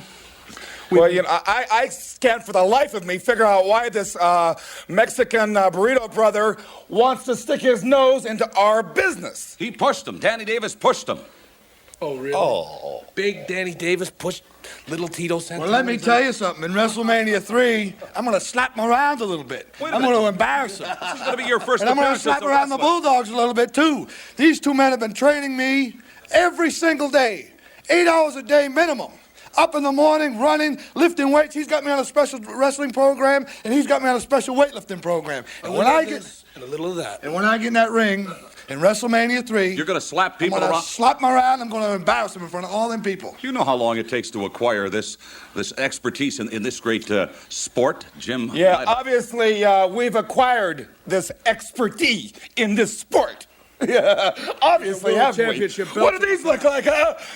A coffee can? All right, I thank you very much, gentlemen. Yes, Danny Davis teaming up with the Hart Foundation to meet the British Bulldogs and Tito Santana, part of that big, sensational extravaganza, WrestleMania 3. Fun little segment there as Bobby Heenan feels like he's in control. He's trying to throw to a promo featuring Bob Uecker, but instead it's the Hart Foundation promo. Instead, they're talking their match with the British Bulldogs and the Burrito brother, Tito Santana. There, good stuff as always from the Harts. Jim the Anvil Neidhart is underrated as a promo back in this period. Got a couple more sound bites lined up for you here this week on Primetime. Up next, Gorilla Monsoon Bobby Heenan. They're talking the upcoming hair versus hair match, the last hurrah for Hot Rod. They're talking Roddy Piper versus Adrian Adonis. You know, it's going to be interesting to see as part of WrestleMania 3 that big fat slob, Adrian Adonis, without any hair on his head whatsoever. He'll even start to resemble you a little bit. You look extremely ugly this week. Can you hear me at all? Hello, Brain. You know, when you talk about WrestleMania, yes, go ahead. You got to talk about myself managing the next heavyweight champion. Oh, we did. We just finished talking about that. I'm waiting for something to come through here from that. Well, you're only hearing what's going on in control. I was just talking about how you resemble a lot in your thinking, Adrian Adonis, and what a shame it's going to be to have his head shaven. That's true, too. As part of WrestleMania. But what about Piper? What's he going to look like in the plaid skirt with his head shaved? You know, Piper, in my opinion, really doesn't care anymore because this is his farewell match, and he's finished with professional wrestling. So he states, and he's got a tremendous career ahead of him lined up in Hollywood. Yeah, if you call parking cars at MGM a big deal. And I asked quite a few people where your star was on the Hall of Fame walk there, and Andre the Giant there. Star is going to be there as champion of the world. Our feature coming up in just a moment. We'll be back. Let's go to Bob Uecker. So Adonis going to look like a big fat slob without hair come WrestleMania, says the Gorilla. On the other hand, Roddy Piper, bald in a plaid skirt, says the Brain. Could you picture that? Roddy Piper indeed off to Hollywood, but Bobby Heenan says it's only to park cars. The comedy bit continues as Heenan tries to throw once again to a Bob Uecker promo, but it's actually a commercial break. As we head into one final soundbite here for Primetime Wrestling this week, this is the final Primetime before WrestleMania. This time they're talking the upcoming matchup. It's the Battle of the Heels as part of the Frank Tunney Memorial Tag Team Tournament Maple Leaf Gardens. It's a match featuring Mr. Fuji's team of Don Muraco and Bob Orton taking on Bobby Heenan's family members, Mr. Wonderful Paul Orndorff and King Kong Bundy. Let's listen to this one. Boy, things really backfired. You know, if it wasn't for Mr. Fuji, the team of Mr. Wonderful Paul Orndorff and King Kong Bundy would have won. They did win. They did win. Bundy and Orndorff won the match. Yeah, that's right. They did win. Even though Mr. Fuji tried to turn things around in it. Sometimes those things backfire. That's what I was going to say. I thought so. See, this thing's got half static in it. This thing isn't a whole lot. This is just a phone with ear flaps. That's all this thing is. Well, what did you expect? From this operation? Bobby the Brain Heenan is certainly having a good... I got two switches here. Yes. Off and on in different channels. One goes to the director, one goes to me. And one to your mother. And wraps it up for another week here on Primetime Wrestling. What's your problem? Do you have a problem? You have a lot of problems. I have no problem now because I'm done with this piece of garbage. Try to control yourself now. Thing doesn't work. Can't hear anybody in it. Do you have any idea what we're doing next week on Primetime? No, I don't. I've been on this thing for the last half hour. Until next week, Gorilla Monsoon for Bobby the Headset. No, Bobby the Brain, so long, manager of the world champion. Maybe. Fun stuff all around there as we head into that outro, and this is it. The final build to WrestleMania as far as Primetime's concerned. Bobby Heenan, though, did you catch it there on the commentary? Bobby Heenan saying that if it wasn't for Fuji, Orndorff and Bundy would have won their match. They did win, Brain, says Gorilla Monsoon. Oh, yeah. Heenan clowning around all episode this week, trying to direct and produce, as they say, so long. And they're on to WrestleMania 3. And this week on Primetime, sort of a lackluster show. It was a filler for the most part.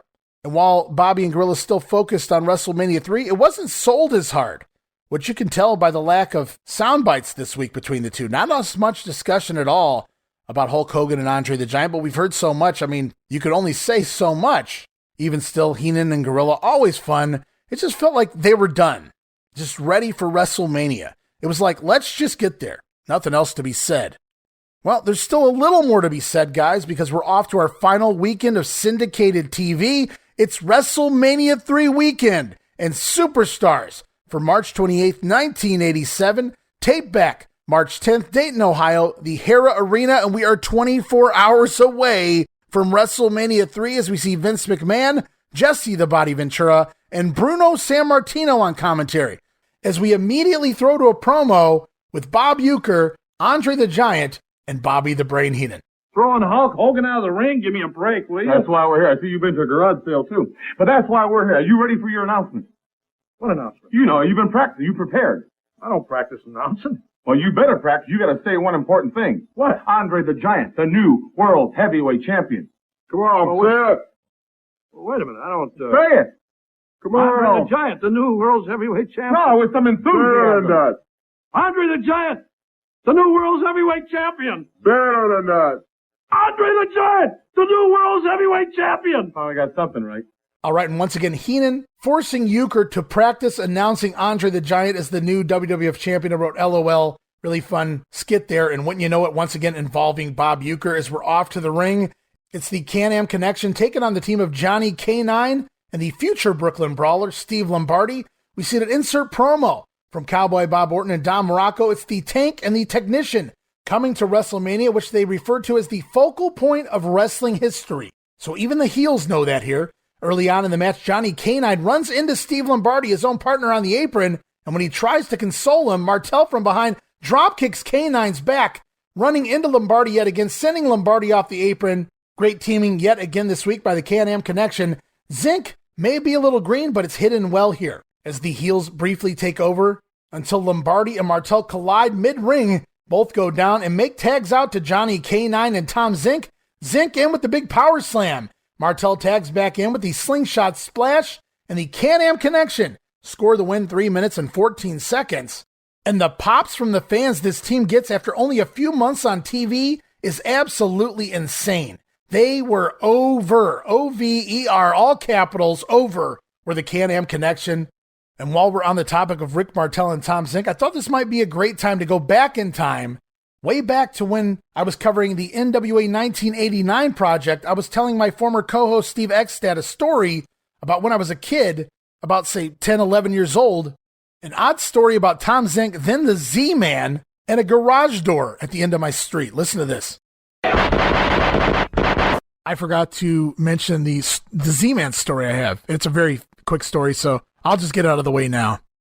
Way back when, about 1990, I was walking down my street, and I got to the corner. It was the dark corner. The one side of my side street came out on a main street. It was a nice, brightly lit area. There was corner store and lots of traffic, and no big deal walking down that way. But the other side, it kind of went into the dark side of the of town and off of another side street and alleyways and things. And every once in a while, I'd ride my bike down that way. I'd walk down that way. And when you got to the corner, there was this one house, and it had a garage door where someone had taken hot pink spray paint and spray painted the words Z-Man, fuck you on the garage door. And it sat there for years, Steve.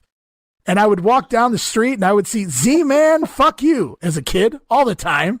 And I just found it hilarious. And what the hell did Tom Zink do to this person? Did you ever ask the owners of the house? I never went near the owners of that house. They left the words Z-Man, fuck you spray painted on their garage door for 5 years, Steve. I don't want to know who these people were. Man, that's great.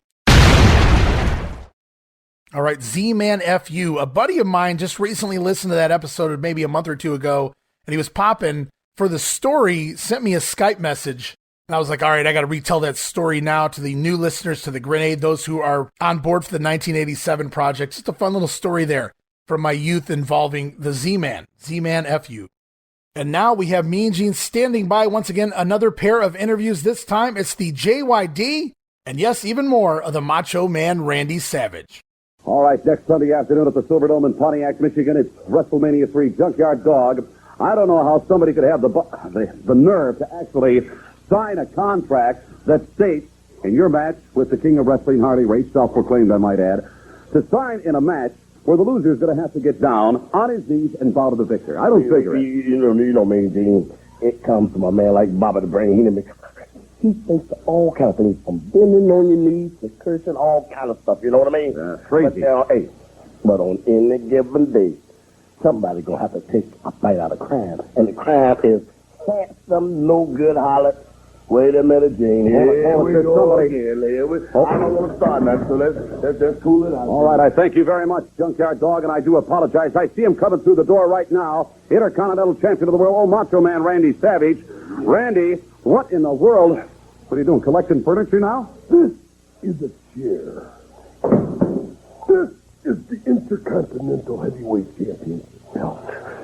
This is the one that's wearing the belt. The Macho Man Randy Savage. That cannot be denied. You admit that? I admit that. You admit it wholeheartedly. I admit it wholeheartedly. Well, I'm going to get the Dragon to admit it in the Silverdome, yeah. I'm telling you now, I'm the Intercontinental Heavyweight Champion now, and I'm going to be the Intercontinental Heavyweight Champion when I leave the Silverdome. Remember, Randy, remember, in his corner, George the Animal Steele. Millions of people all around the world watching, yeah. And the Animal Man is not a factor. No factor at all.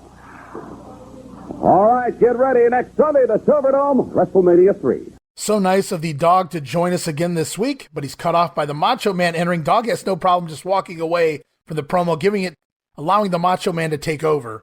And I'm certainly not complaining about that. And it's off to Update with Mean Gene Okerlund, and it's WrestleMania 3 weekend. Sounds so awesome to say. And he talks the upcoming Randy Savage, Ricky Steamboat IC title match, including this promo here from the Dragon. Savage, I'm talking to you, and I want you to listen up. You hurt me, and you put me out of commission. You thought you put me out for good, but you didn't. You put an injury on me that put me out for 7 weeks and 5 days, my friend. But you never put out the fire. You never dimmed the flame. This weekend, Randy Savage, with the Intercontinental Championship on the line, this one Dragon is going to be blowing flamethrowers. Randy Savage may have thought at one time that he ended Steamboat's career, but instead, he ignited a fire in the Dragon, a fire that will burn with cold fury in WrestleMania 3. For Update, I'm Gene Okerlund.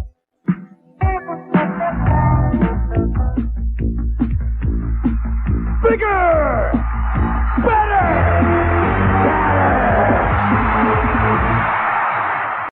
Steamboat says he was out for 7 weeks and 5 days. I'm not going back to count it.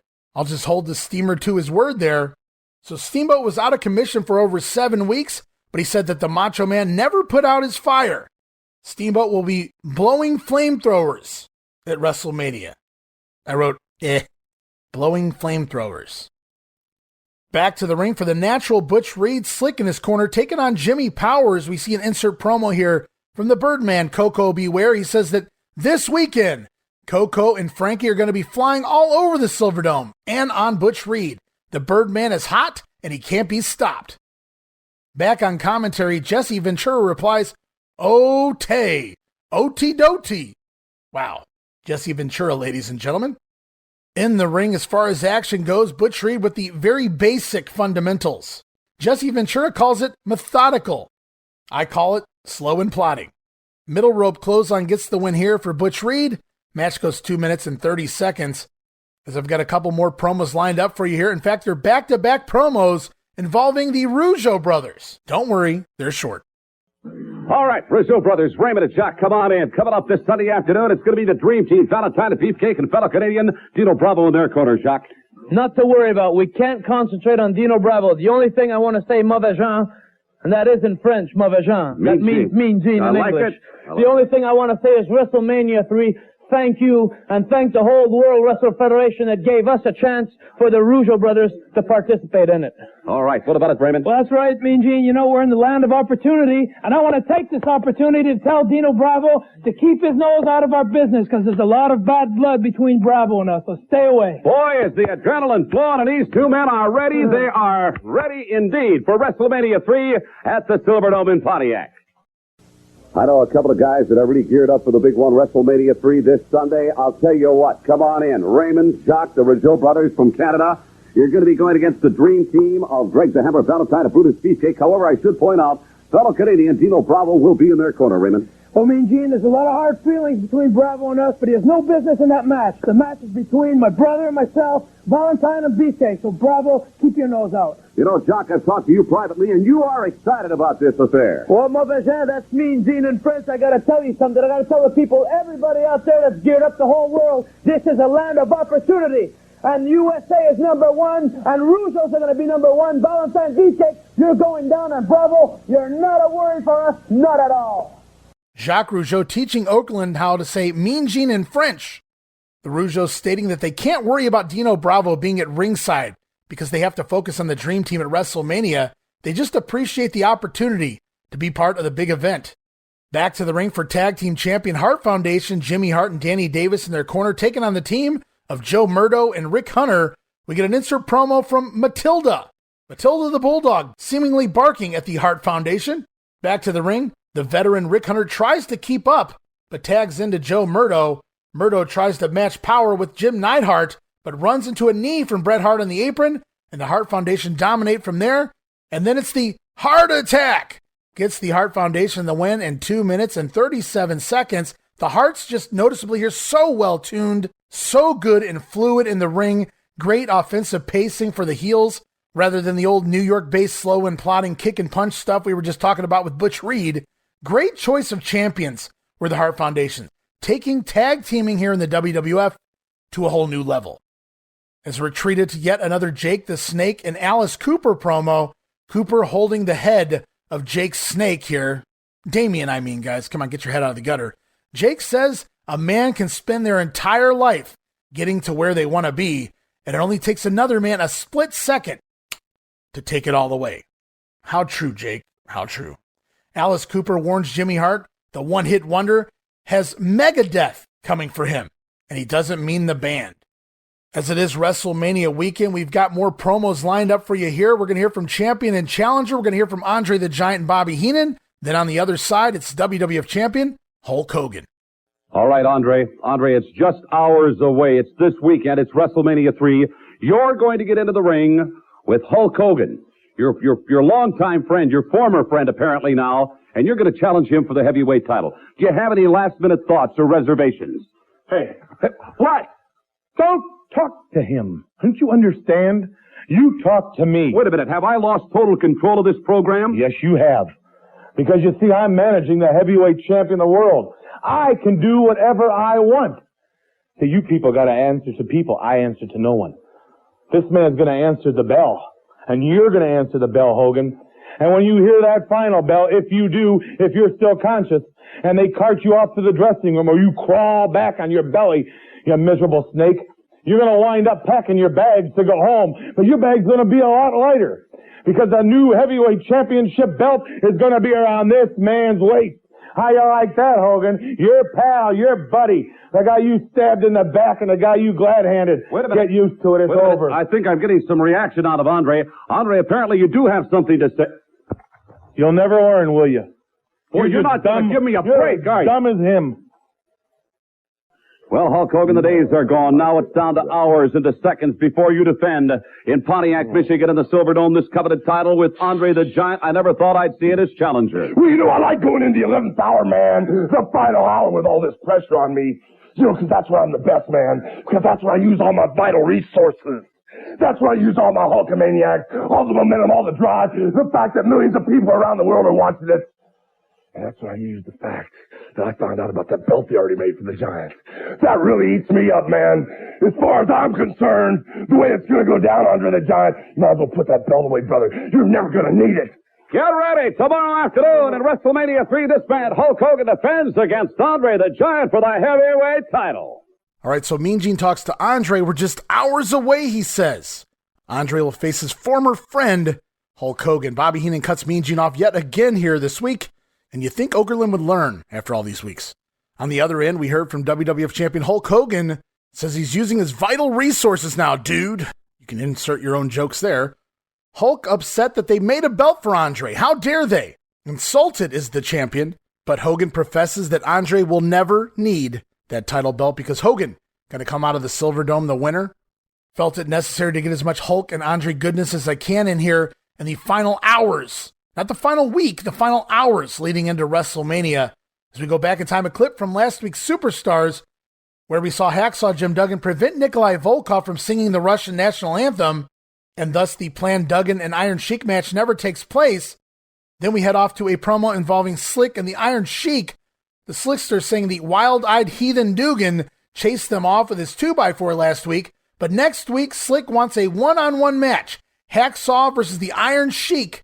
Leave the 2x4 at home, and Slick claims he'll leave Nikolai Volkov out of it as well. Don't know if Slick can be trusted there, Duggan, but Duggan does respond here. Yes, we get an interview from Hacksaw as well. He says he doesn't need no 2x4 to beat the Iron Sheik. You bet he'll leave his board at home and come at the Sheik one-on-one. Tough guy. So post-WrestleMania feud's already starting pre-Mania here. So much for Jim Duggan and Kamala, huh, guys? It looks like it's going to be the Iron Sheik feuding with Hacksaw Jim Duggan, at least for the short term. But it does beat an Iron Sheik Nikolai Volkov tag team. So we've got that much going for us. And now it's back to the ring. Jake the Snake Roberts taking on Moondog's Spot. As we get an insert promo here from the Honky Tonk Man, who promises to put the Snake down this weekend at WrestleMania. I love saying this weekend, just so much excitement in saying that line. And so Moondog's Spot in the ring, Honky Tonk Man up on the insert promo. And this is where I noticed, kind of fun that we have a spot match and a honky promo at the same time. Jake facing Spotty here as a precursor to Honky Tonk Man at WrestleMania. For those who don't know what I'm getting at, Honky Tonk Man and Moondog Spot were actually tag team partners for quite a while in the Memphis territory in the early 80s as the Blonde Bombers. It's funny to think about Honky Tonk Man as a blonde and Moondog Spot as anything other than a moondog. It was Larry Latham back then. Honky Tonk Man, of course, Wayne Ferris at the time.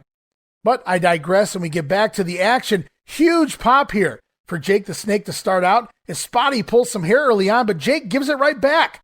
Again, yes, Roberts has turned babyface, but he doesn't have a problem acting like a heel. Roberts hits the big knee lift early on, but runs into a boot from Spot in the corner. Moondog then drops the Jerry Lawler fist drop from the middle rope, channeling his inner Memphis roots, but only gets a 2 count. Spotty then shoots Jake into the corner and charges in, but Roberts leapfrogs over Spot. As he rushes into the corner, Spotty turns around right into the DDT. And an awesome bump here by Moondog Spot, basically doing a headplant headstand for a couple of seconds before falling over. Intentional or not, it looked awesome. Jake clearly says something to him after the spot. Either what the fuck was that? Or that was awesome. Thanks, man. Either way, Snake picks up the win after the DDT. 1 minute and 50 seconds. Jake on his way to WrestleMania and the Honky Tonk Man.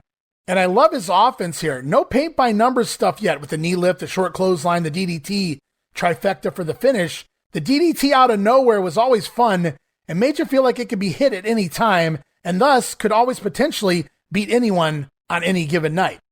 Now, as for this match, it also marks the final match of Moondog Spot here in the WWF, and kind of a shame because he had really gotten into shape as of late, for a Moondog anyway. But thus marks the end of the final remnants of the Moondogs tag team here in the WWF for the final time. But don't have too much pity on Spotty, though. He's off to the Memphis territory to feud with a young Jeff Jarrett, and eventually the future Tugboat as well. On second thought, poor Moondog Spot. So long, Spotty. We'll always have Terry Funk and the Wrestling Classic. As we're off to, sadly, our final edition of Piper's Pit, it is indeed the last hurrah for Hot Rod. Roddy Piper enters his pit, perhaps for the final time ever. He begins removing pictures from the walls of the Piper's Pit set. Piper climbs up onto the table to address the fans in the building. Roddy says he grew up a street kid, and if he hadn't turned to pro wrestling in the WWF, he'd probably be in prison right now. Roddy talks about his children, specifically here his 2 girls. He says he's been stabbed 3 times, he's been shot at, went down in a plane twice. None of it ever made him want to retire. But one of his little girls, she's 4 years old. Sometimes he leaves his family to wrestle, 50 days at a time, and she comes up to him and grabs Hot Rod around his leg, crying, begging him not to go anymore. Roddy says he can take being stabbed, he can take being shot at, even spit on, but he's not going to let his kids go without a dad like he did. The crowd pops huge here for Roddy Piper. He continues on. Piper insists he's here on a green card in the United States, but his kids are true Americans, and they're going to be raised like Americans, because this country has given Roddy Piper the opportunity to do whatever he wanted. When the fans came to see Roddy fight, they always got their money's worth. He never retreated, never surrendered. Roddy thanks the WWF and tells his family, Daddy is coming home. Piper jumps down off the table, collects his pictures, and leaves the Piper's Pit for the last time. And from Jimmy Snuka to Frankie Williams to Andre the Giant to Adrian Adonis here on Piper's Pit, this is truly the end of an era. And I get chills now, even reading this. And now we're off to our final WrestleMania 3 report. We get a promo from Jimmy Hart and Mary Hart. No relation, or are they here? Jimmy asks Mary to be an honorary member of the Hart Foundation at WrestleMania. Mary jokes about them being family and hesitantly agrees to join Jimmy Hart and the Hart Foundation at ringside WrestleMania 3. That could have been fun. Mary Hart aligned with the Hart Foundation. Also a promo here from Bobby Heenan and Aretha Franklin. Odd pairing indeed.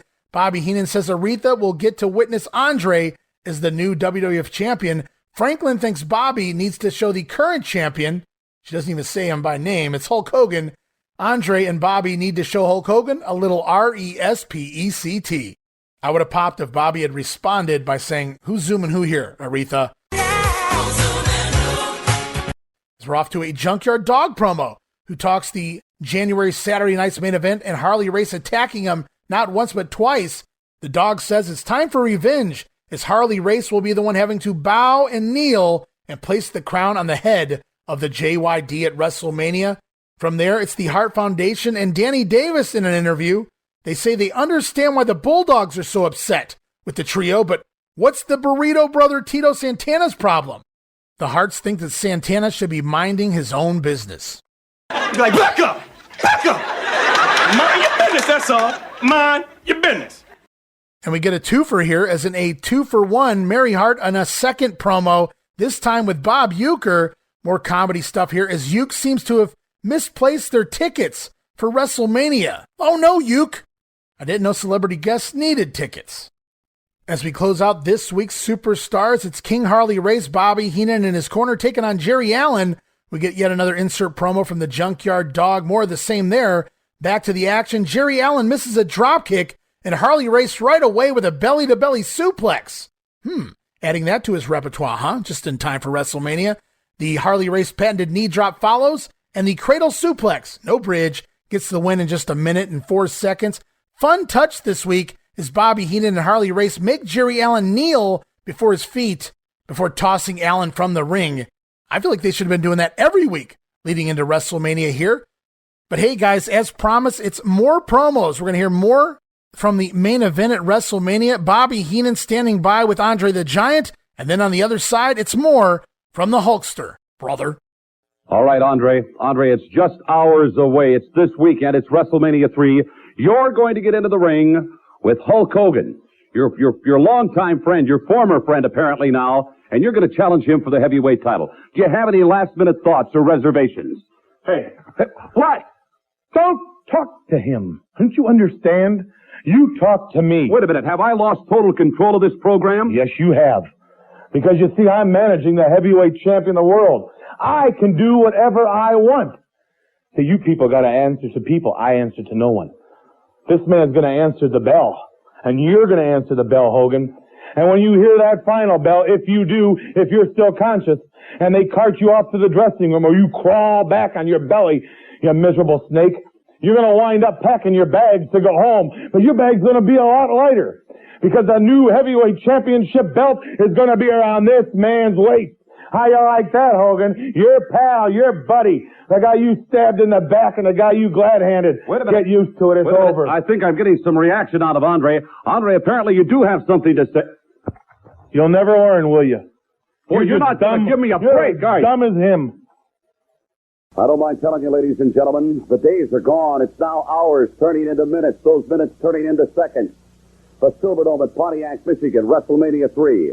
12 of the greatest matches possible, put together by World Wrestling Federation officials, each and every one of them a main event. But certainly the one I've got to talk about with you right now is that heavyweight title defense coming up this Sunday for Hulk Hogan, heavyweight champion of the world. And Hulk, I know about the pressure. It's got to be unbearable at times.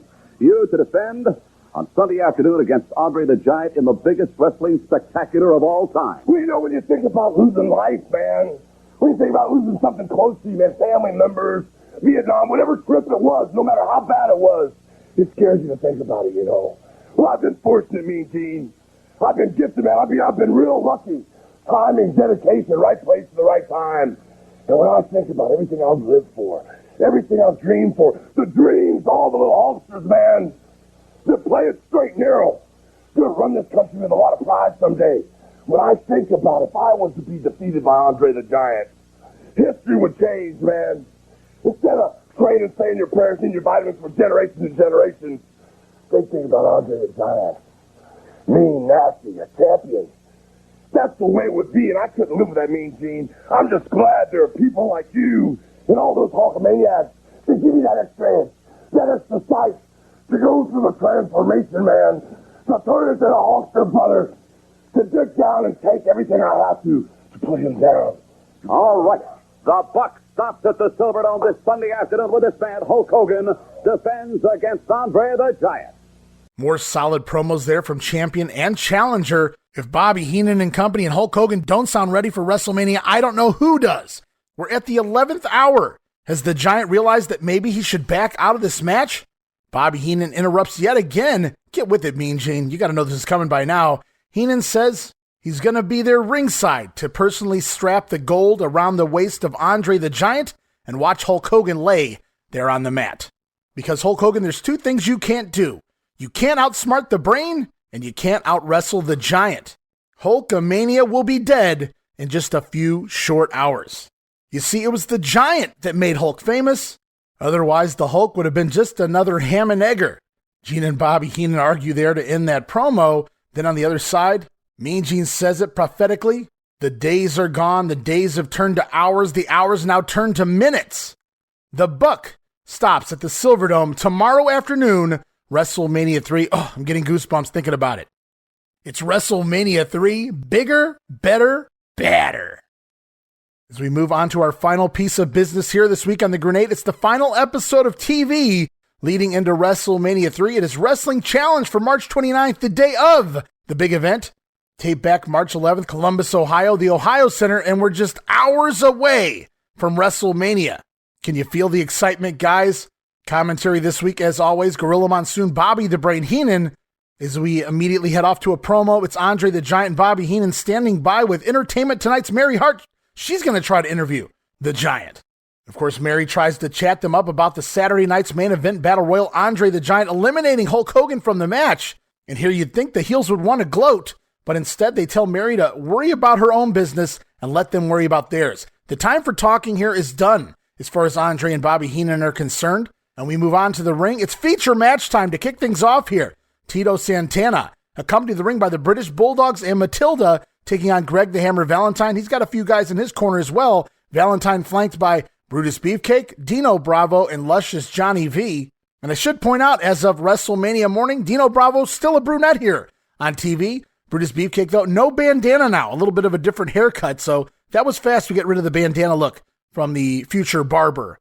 As the match gets going, we get an insert promo from Danny Davis. He says he's not afraid of Tito Santana or those Bulldogs. And along with the Hart Foundation, they'll teach those baby faces a wrestling lesson.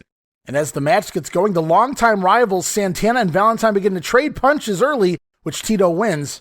Valentine, though, takes over and drops a forearm across the chest of Santana for 2 before going into the always exciting chin lock. As the match progresses, we get an over-the-shoulder shot of the British Bulldogs ringside, but they're noticeably kneeling down watching the match. And as I see this sight, immediately I wrote, I don't even want to think about why they're doing this, clearly masking the injuries of the Dynamite Kid, who apparently can't even stand long enough to watch this matchup. Hate to even think about something like that. Poor Dynamite Kid out here. Bobby Heenan on commentary says the Bulldogs should not be out there. Well, that's a shoot. And I have to agree with Bobby Heenan there, although for, I'm sure, very different reasons. And as Tito escapes the chinlock, another over the back of the Bulldogs camera shot shows the Dynamite Kid use the apron to pull himself up to his feet.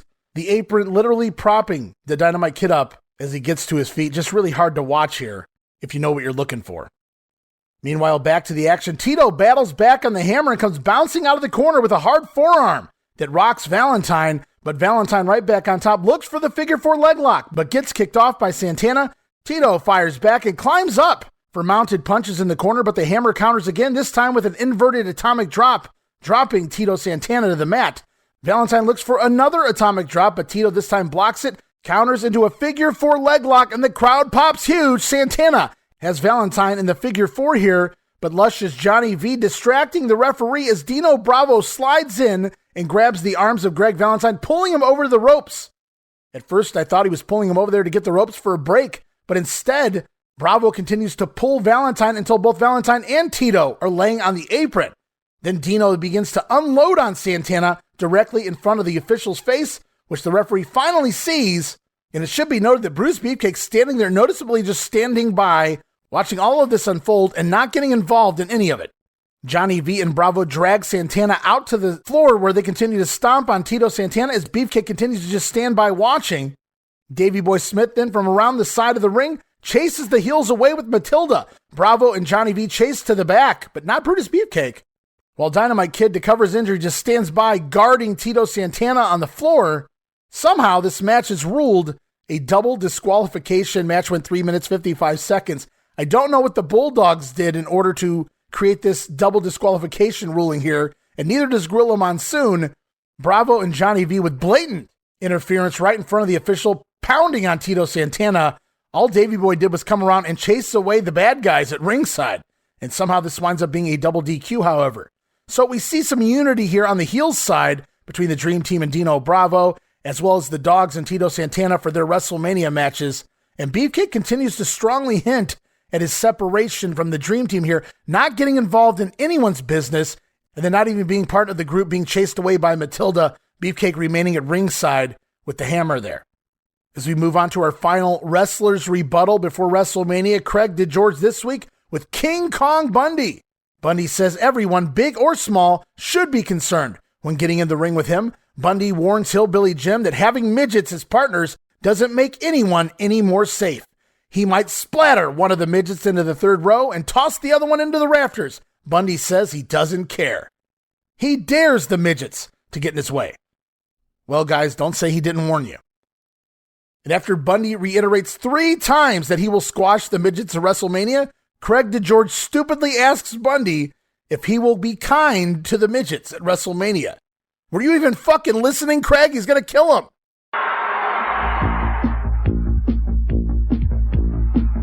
Bigger!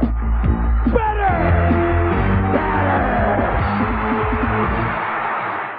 WrestleMania, bigger, better, badder. Indeed.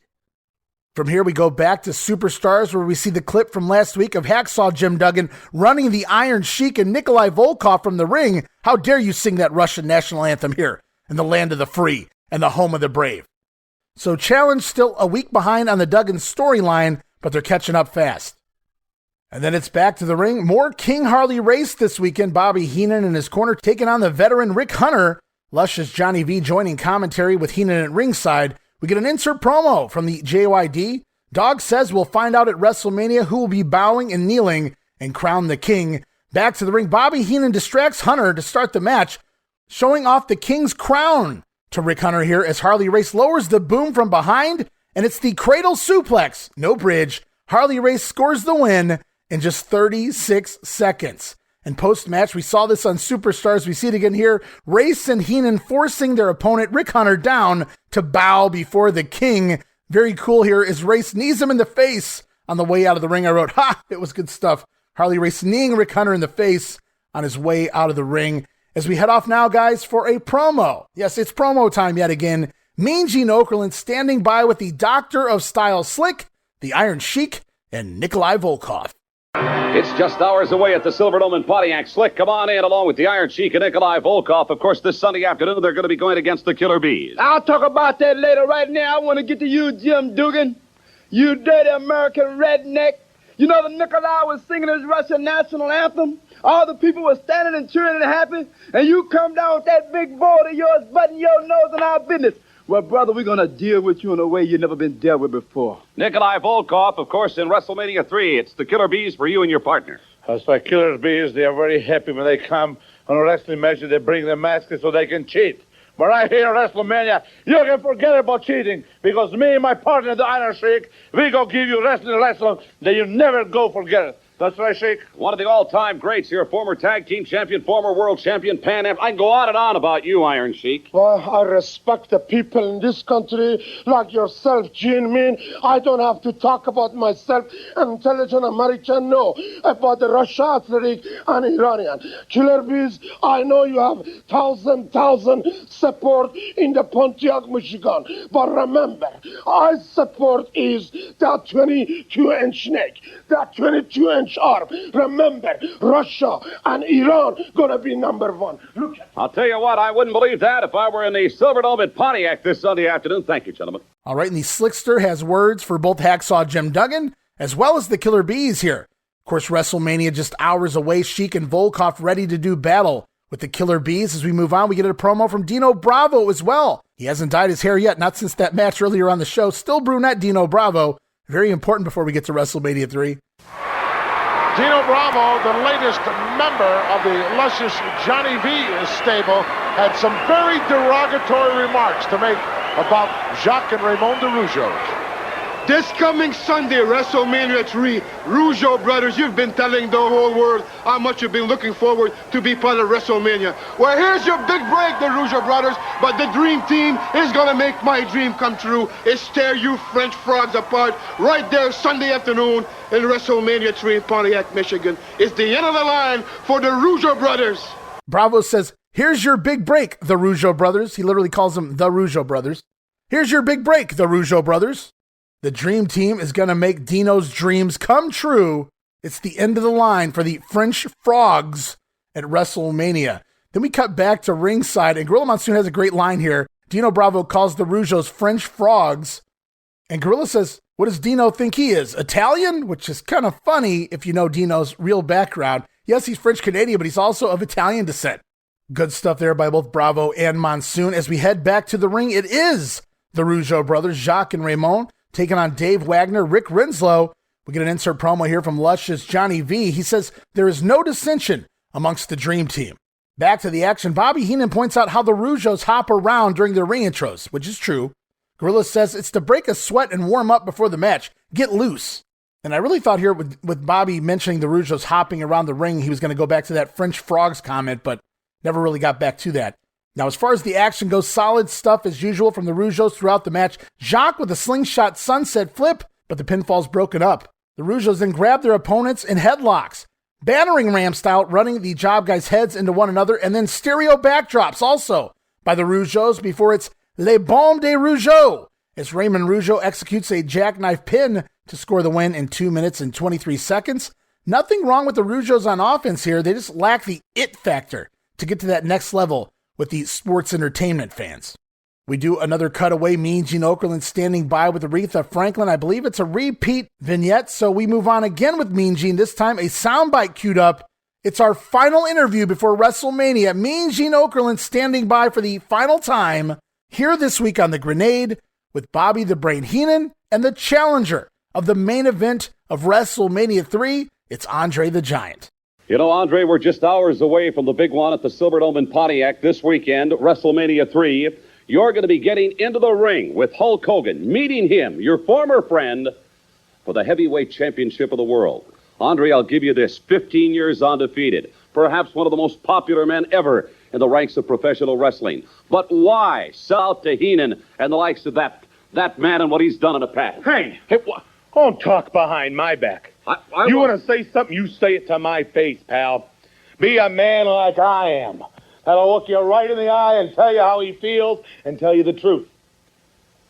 Now, we walked right out there on Piper's Pit over a month ago and said we wanted a championship match. This man ripped the shirt off Hulk Hogan, dropped him to his knees. If he'd have been any kind of a man, he'd have stood right up there and fought. But no, because that yellow liquid's running through them veins. That's not blood in your body. That's just yellow liquid because you're a yellow, no-good coward. You showed your cowards. What colored trunks does he wear? His T-shirts. They're yellow. Just like you. You got a line this big down your back. Not once did you ever want to give this man an opportunity for the championship. Wait a minute, Bobby Heenan. What's this wee stuff? You got a mouse in your pocket? He hasn't said 2 words. He's not going to talk. But a few short hours from now, you'll hear him. The whole world will hear about it. Because the announcer's going to stand in that ring, Bob Uecker, and he's going to say, ladies and gentlemen, the new heavyweight champion of the world, Andre the Giant. Have you ever thought that might just be a pipe dream? That might not be a reality. You know what I've been thinking about lately? What? Having you replaced. Now, with 90-some plus thousand people cheering the new heavyweight champion of the world. What are you going to do, Hogan? You're going to leave by a side door with your head down? You're going to leave in an ambulance? You're going to leave on foot? Or are you going to leave like the man you are, crawling out the back door where they park the garbage and hiding out there with the old green bags? Because it's over. My dream's coming true now. I'm going to manage the heavyweight champion of the world. And by God, you and nobody is going to stop me from doing it. This man has worked his whole life, 15 years undefeated, and in a few short hours, there's no way we're going to blow it. All right, and I know you guys couldn't see this promo, but Andre's shirt was absolutely soaked. I don't mean it was wet. I don't mean he had pit stains. It was absolutely drenched from sweat was Andre the Giant's dress shirt here, as we are just hours away from WrestleMania. God, I can't say that enough. And we move off to another promo, this time one of the celebrities, Bob Uecker, standing by with Jesse the Body Ventura, who introduces Uecker as Mr. Basketball. Uecker has to correct him. No, that's Mr. Baseball. They reiterate that the Silverdome is in fact sold out, but you guys can watch it at home on select pay-per-view markets or head out and catch it on closed circuit television. So I hope you got your tickets in advance, guys. And it's back to the ring for the adorable Adrian Adonis. Jimmy Hart in his corner taking on Corporal Kirchner here. I believe these two wrestled in the first round of the Wrestling Classic, if I'm not mistaken. We get an insert promo from Roddy Piper. He says, once again, he's growing his hair extra long for this upcoming hair versus hair match. He reminds Adonis it's a hell of a lot harder to jump on than it is to jump off. So some repeat lines here from Roddy Piper heading into WrestleMania. Meanwhile, back in the ring, Kirchner tackles Adonis down early, and Adrian bails to the outside to regroup, talk with his manager Jimmy Hart. Then back inside, Kirchner unloads some more on the adorable Adrian and hooks a side headlock, but Adonis counters and busts out the old Saito suplex to lay out Kirchner for the top rope splash. Not the Goodnight Irene this week.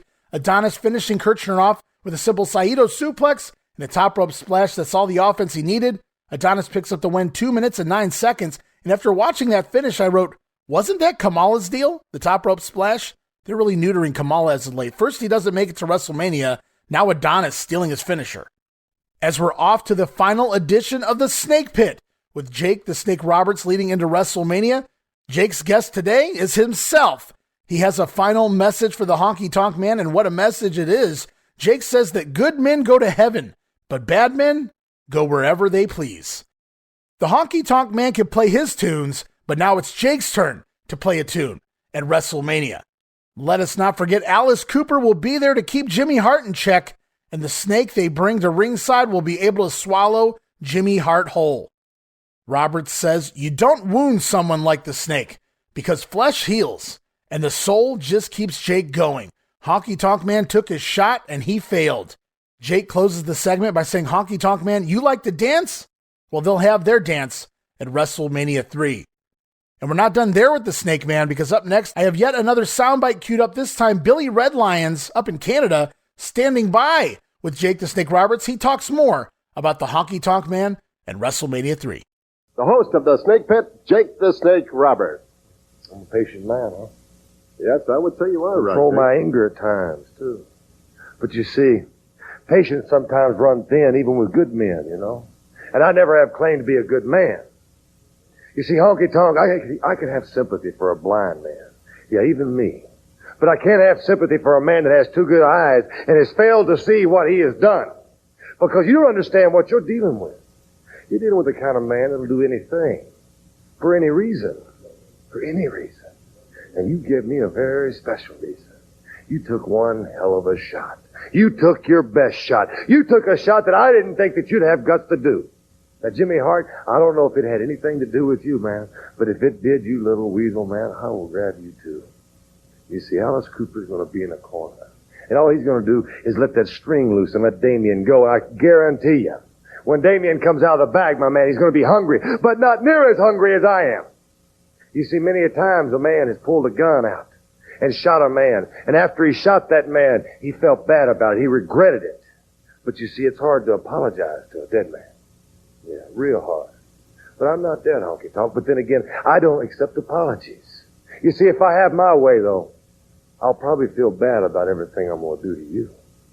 Because I've been laying awake thinking, man. At night, a cold sweat comes up and down my back. And it starts running off my cheeks and into my eyes. And it starts to burn. And yeah, I think about the guitar coming across the back of my head. What a good shot, though. I gotta give you that. It was a good one. But then again, it wasn't good enough. Because you didn't get the job done.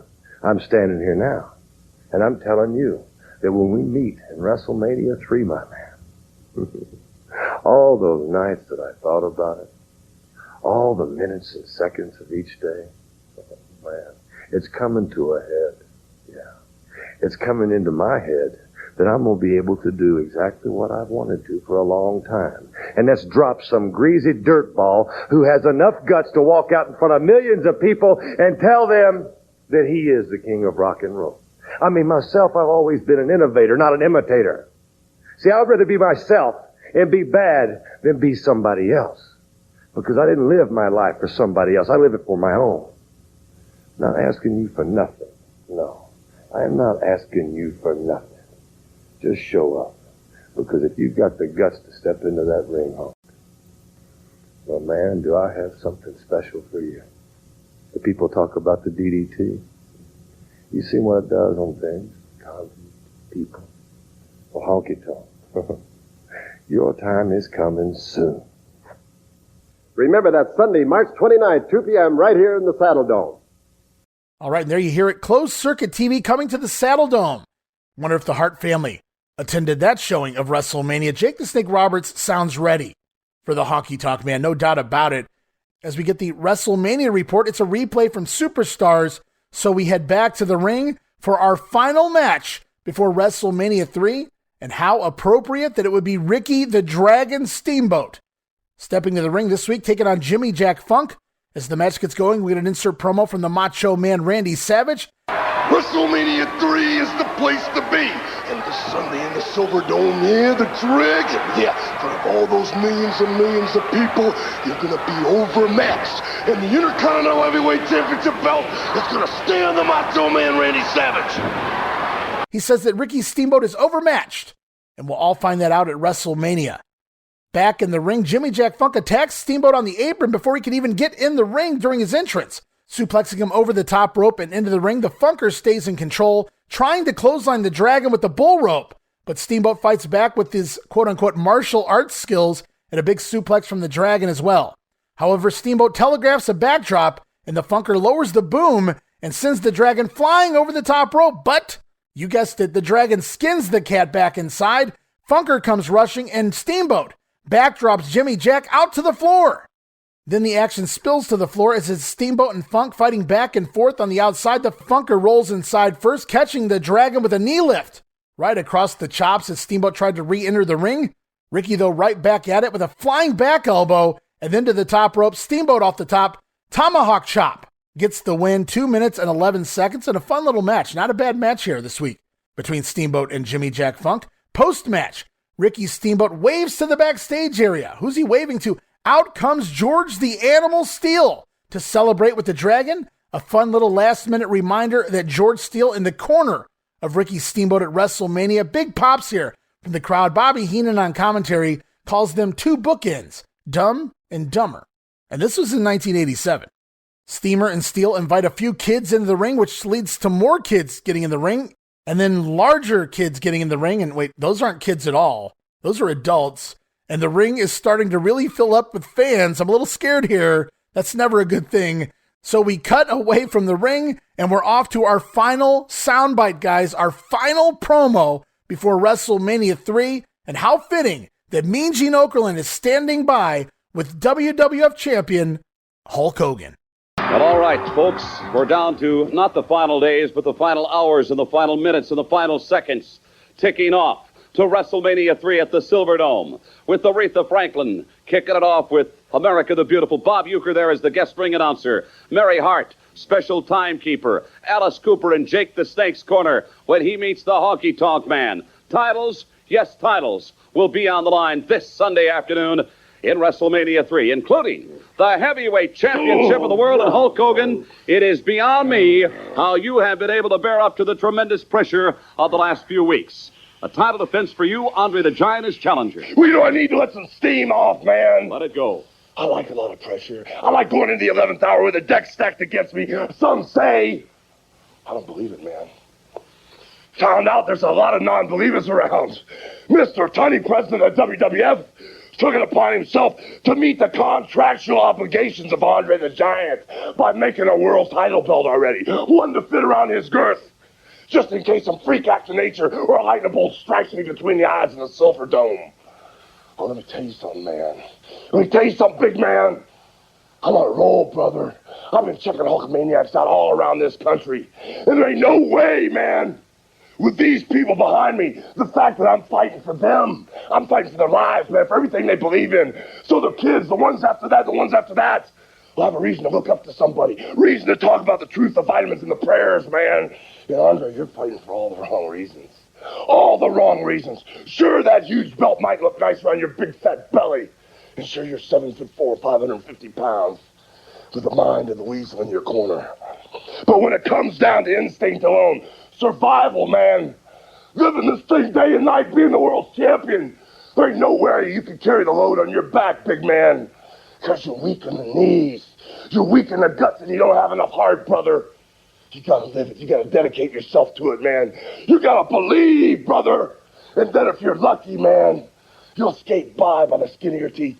But there ain't no way you're gonna knock me off the top of this mountain, brother. I'm ready for you. 7'4", don't look too big now. He is on the top of the mountain, and a big one is coming up this Sunday afternoon at the Silverdome. Andre the Giant and Hulk in WrestleMania 3.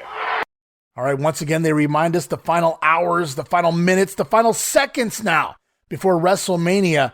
Hogan says Andre's been praying for all the wrong reasons. He doesn't have the guts or the heart to be a champion. And heading into WrestleMania, all of a sudden, 7'4" don't look so big now, brother. Wow, and I can't believe it, just a few hours away from WrestleMania. Wrestling Challenge in my market came on at 11 a.m. Sunday mornings.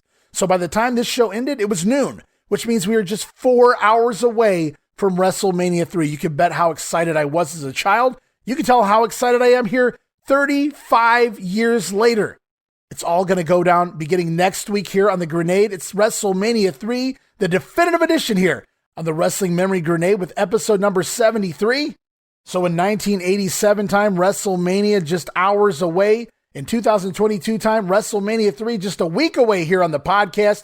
Thanksgiving Eve, it'll be dropping November 23rd. But let us go back to Wrestling Challenge here as we close out the show. We already begin to promote post-WrestleMania stories here. We talked about it on Superstars with Duggan and the Iron Sheik. Well, here on Wrestling Challenge, we learned we're going to hear about the Ken Patera story. Yes, Ken Patera on his way back to the World Wrestling Federation after a stint in prison.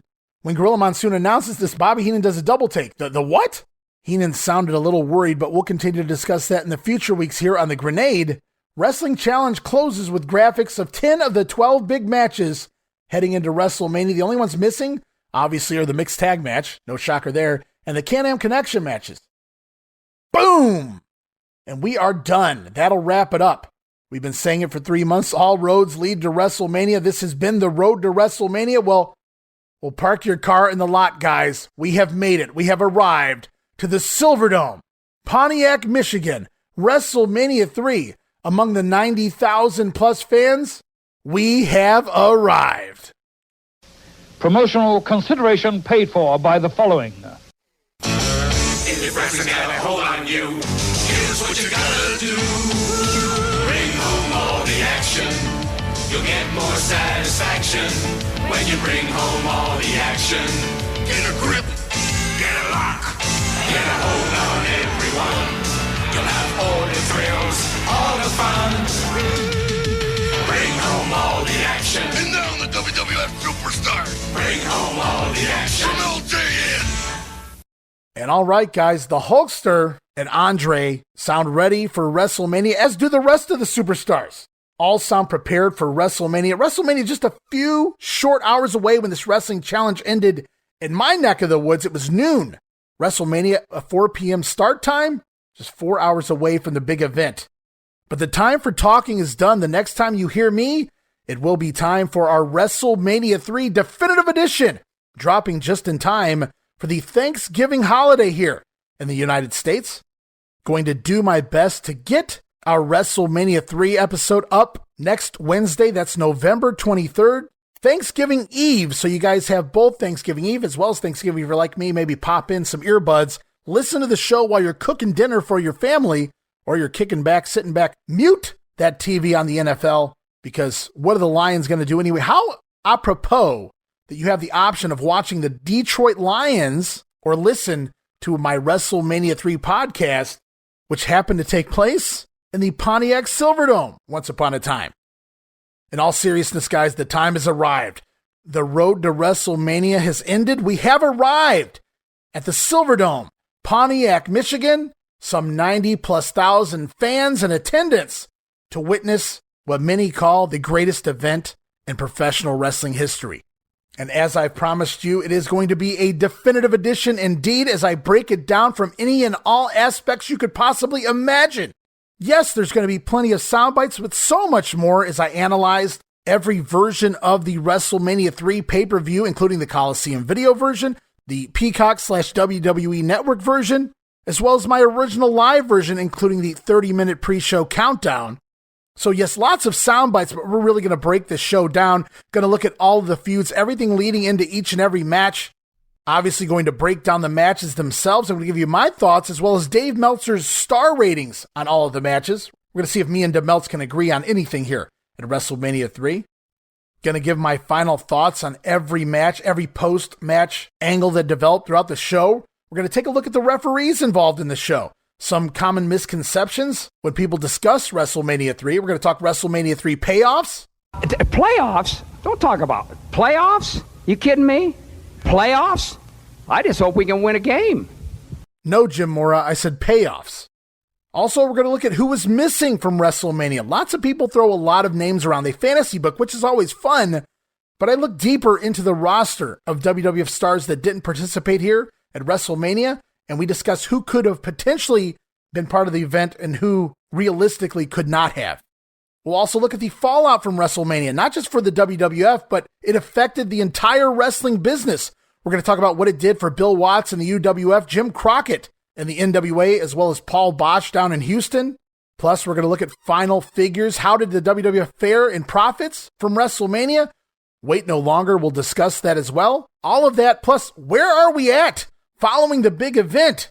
We finally made it 3 months of build, and actually a lot longer than that for some cases. But here on the Grenade, 3 months of build to this one monster event. Where do we go from here? We're going to talk about all the feuds and everything else you may want to know going on with the WWF heading out of WrestleMania 3.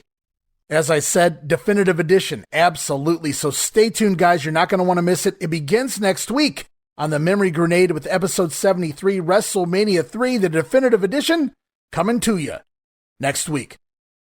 And again, a final reminder to follow us on Twitter at Wrestling Grenade. That's at RASSLIN Grenade. Also, follow and like us on Facebook.com/Wrestling Grenade. And of course, subscribe to our YouTube channel, YouTube.com/Wrestling Grenade. And I really appreciate you guys out there. If you have a couple dollars to spend, check out our Patreon account, Patreon.com/WrestleCopia. That's Patreon.com/WrestleCopia. A dozen tiers to choose from.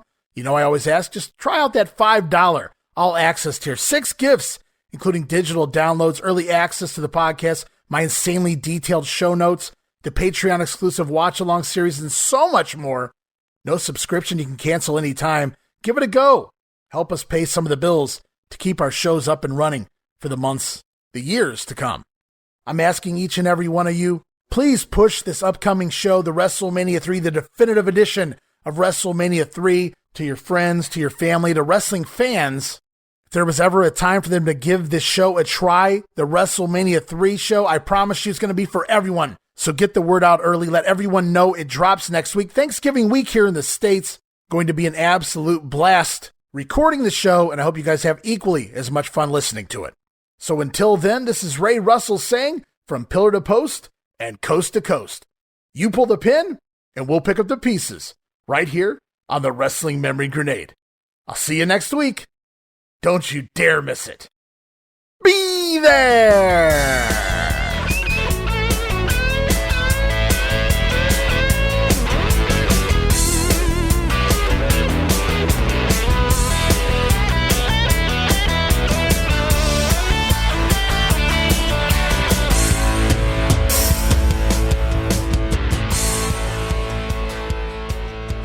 said she's gonna stuff her bobby socks down your throat.